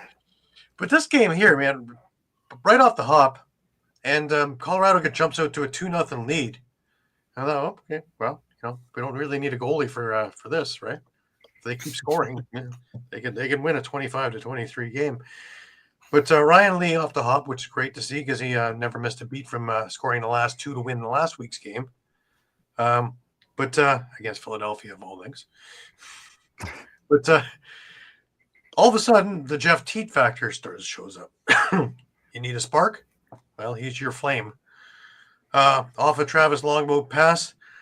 One was a bounce shot, and the second one was an absolute just kiss the post and in. You want somebody to pick a corner, you can give clinics. And that was with 38 seconds left, and thought, okay, 2-2 at the end of the first quarter. Too fast. Colorado comes storming back. Thomas Vela scores with 6 seconds left. 5.6, actually, to be exact. And they go up 3-2 at the end of 1. You'd think they have a bit of momentum. You'd be wrong. Riley O'Connor, he comes back pretty quick into the beginning of the second. He scores off a Jeff Teat pass. Jeff Teat now has his 3rd goal of the day off a Kurtz pass. And this one sent him in all alone. Beautiful transition goal. And it's 4-3 for Ottawa. That's their first lead of the game. Ryan Lee ties it up almost immediately. I think it was about 18 seconds apart off a TJ Camizio thing up close. But Travis Longboat near the end of the quarter, end of the half, scores off a Riley O'Connor feed. Just a beautiful feed. And 5-4 Ottawa at the half. I'm thinking this is going to be a pretty good second half. It's been a pretty even thing. And for Ottawa having that other game, their legs look pretty good. How are they going to react when we start moving down and if Colorado starts running them around the floor? Well, we're never going to know if Colorado would start running them around the floor because that wasn't in Colorado's game plan. In fact, Ottawa scores quickly. Sundown gives them a bigger lead at 6-4. Then it looked like Colorado got their legs and they're going to start doing what I was just saying. Because Will Malcolm, Ben McDonald, and Malcolm again score back-to-back-to-back, and all of a sudden Colorado's up 7-6. There's your swing and your momentum. Ottawa comes back with 3 goals in just under 4 minutes. Fennell gets an unassisted goal. That's the turn of the tide off a broken play. Taggart Clark off a Jeff Teat feed with a couple of minutes left, and it's now a 1-goal game. Sorry, they're up by 1. And Connor Kiernan on the power play. Now, we haven't talked about that a lot. And 9-7 going into the 4th. Still a close game. Still time for Colorado to mount a comeback. Teat scores 25 seconds into the 4th quarter, and it's 10-7. Well, that now takes care of that, doesn't it? Tyson Gibson and Ryan Lee score for Colorado, and it's back to a 1-goal game. And think, okay, maybe this can happen. Kiernan on the power play yet again. Now remember, we're not even 3 minutes into the 4th, and we had 4 goals. Well, hang on, this is going to be a rough little version here. Teat scores, Fennell scores, and this thing is about over. It's 13-9. Travis Longboat scores into an empty net with a couple of seconds left, and it's all she wrote. Ottawa looked good in this game. Now, granted, they're playing against a backup goalie, but all the other things that they did to shut down the offense of Colorado, that's big. What y'all think? Mike, let's start with you. Yeah, well, I mean, kudos to Ottawa. So much so he didn't play in this game. But I mean, kudos to Ottawa. Certainly coming off. A heartbreaking loss. Yeah. I mean, that game was a thriller for sure. But they scored 30 goals on the weekend. You think there's anything wrong with their offense now? Not anymore. No. But I mean. Now, granted, Teak got about half of those goals, right? But the thing that I mentioned earlier to you guys was that Riley O'Connor's back in with the program. We're starting to see stuff from Kiernan, Longboat, and Sundown. All these guys are contributing, which takes pressure off of Teak, because if they're scoring, they can't key on Teat all the time. Yeah. Yeah, that's the point I was exactly going to make. As you said in game one there, what happened to Kiernan? Well, 6 points. There you go. When he shows up, that makes a big difference. Yep. And he's a big force on special teams because 2 power play goals. Right?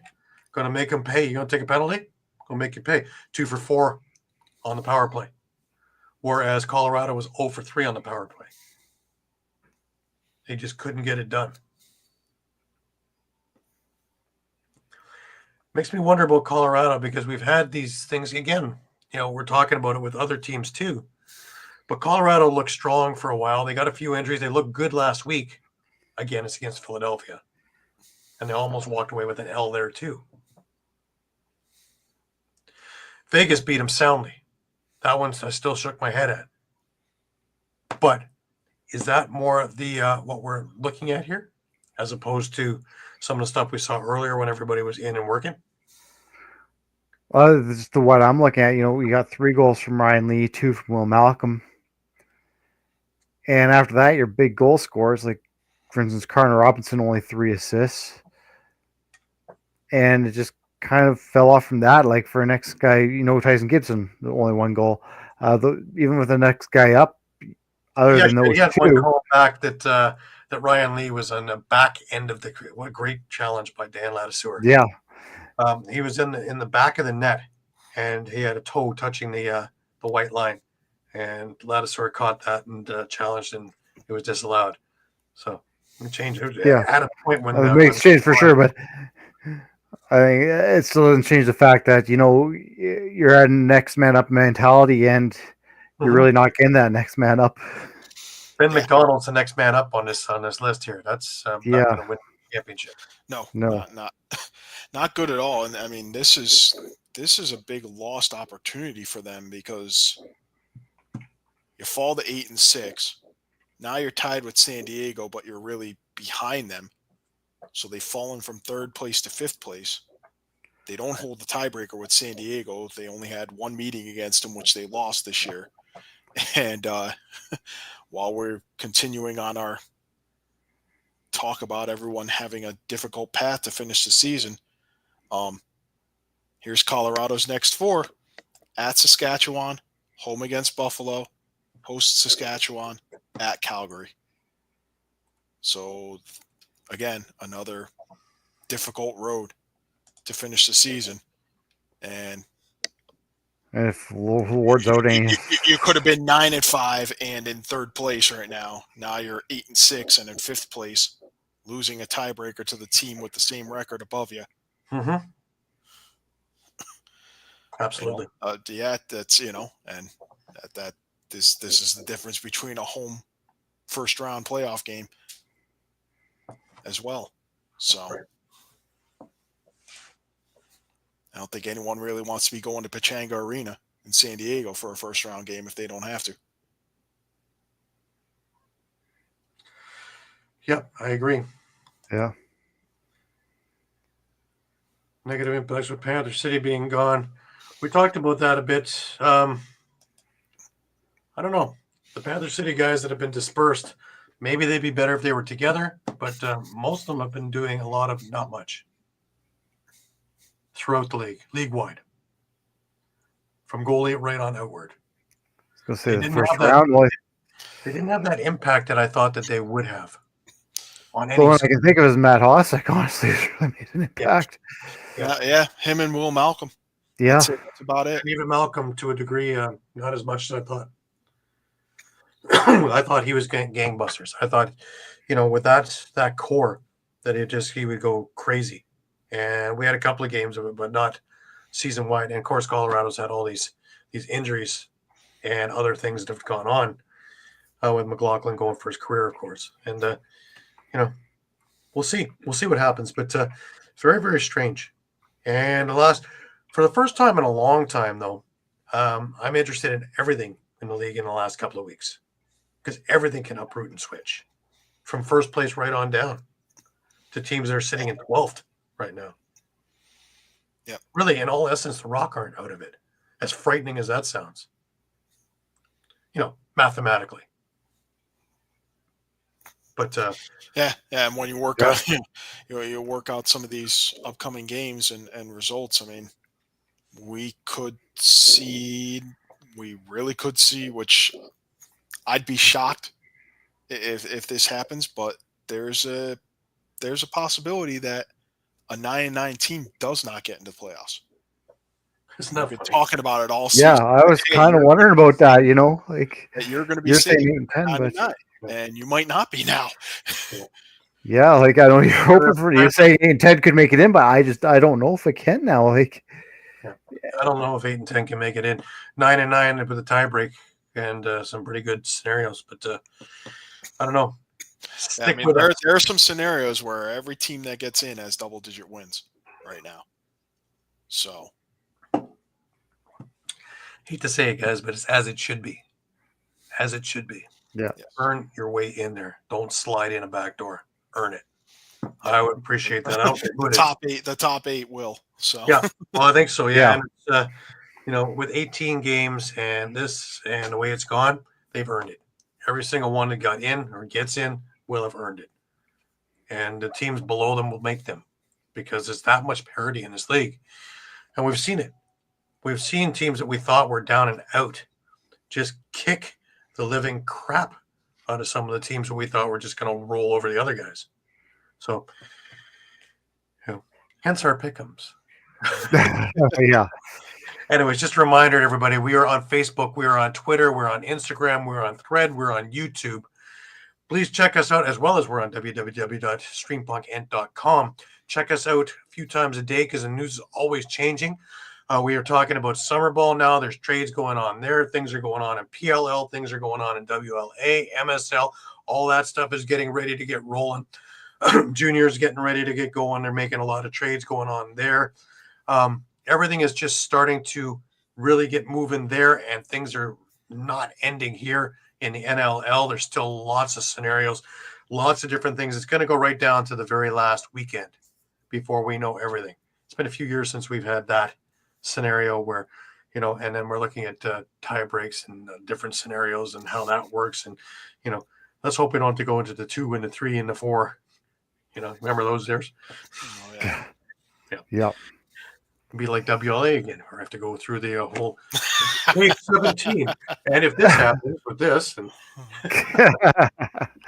so we'll see. We'll have everything for you as soon as we know it. We'll let you know it, and we're pretty close to it, so we will get to very quickly. So make sure we are your Costco of lacrosse, as I love to say. We are your one-stop shop for everything lacrosse, and we always have our fingers on the pulse of the situation. So we will have everything for you as quickly as it comes out. Last words, Shawn. Let's start with you this week. Yeah, basically everything we've kind of said up to this point. I mean, we're down to the nitty-gritty now. Where pretty much every game matters for most of the teams at this point. I only think there's a couple that are really totally eliminated from playoff contention at this point. Right. Mike, last words to you. I'm going to switch over, shockingly, to NCAA and congratulate Michigan on beating top-ranked Maryland this past week, and congratulate High Point on beating North Carolina for the first time in men's lacrosse. So nice. Yeah. Nice. Deserved. Absolutely. And we will have a couple of guys on the NCAA stuff, so hang out with us as well. Caden will be in on that one. Pat will be in on that one. Well, Pat will be at the buffet. So we'll have to draw them away from that and explain to them that there's a field out there. Just look through the window. Through the stack of pancakes and steaks, and Oh, there's a game. We're hoping that Pat feels better. Yeah. Hopefully he'll get over this crushing defeat this week. But I'll have him talk to Caden for a bit. Caden's 9.5. Yeah. I want to thank everybody for being with us. I want to thank you, the fans, for being with us week in, week out. We really appreciate, and we're very honored to have your patronage. And it is our honor and privilege to give you everything week in and week out. My last words are just about all the questions that we're covering now, and all the different scenarios, and all the things that we thought we knew and thought we had our fingers on at the beginning of the season. And a couple of them are coming to fruition, but most of them are like, what the? We haven't even talked about some of the teams that didn't play this weekend, like Rochester, who is white hot now as well. That throws a whole new wrench on things too. And they can have a big say on what's going on too, because they're ramping up at the right time as well. So we've been sitting with, and sorry, Shawn, we've been sitting with Saskatchewan, and we've been sitting with Buffalo week in and week out, week in and week out. Yeah. But the teams that are peaking right now are the San Diegos and the Rochesters and the Vancouvers. Yeah, and I'll add that Rochester finishes with 3 home games. So I would not. I was going to say, in first round of the playoffs, I would not be shocked whatsoever if we see a lot of upsets. Yeah. Oh, you're right, Eduardo. You're right. Yes. Oh yeah. Mm-hmm. Yes. And thank you. But yeah, that's my take on it. And that's my curiosity is to see. I'm just gonna throw this out there. If you're Buffalo, do you want to see Vancouver first round? I don't think anyone wants to see Vancouver the first round with CDB in goal now. Yeah, that changes everything right there. Yeah. I don't know. It's a crapshoot right now, because now it's about throwing darts. Okay, and Anyone can win any given night of those top 8. Absolutely. Yep. Absolutely. Yep, and especially the first round game where it's one done. Yeah. Brian, thank you so much, and we appreciate everything you're doing. And say, Caden loved meeting up with you, and I love the pictures; they were great. So enjoy your time in some of the other cities too. Get out to them; they're great. All right, for Shawn Slaght over in Moose Jaw, for Muffler Mike over in Connecticut, I'm Gary Groob in Toronto. Wishing you the best of weeks. Remember, keep your sticks high and your spirits higher. Until we join up again next week, have a great week. See you at 8 p.m. next Sunday night.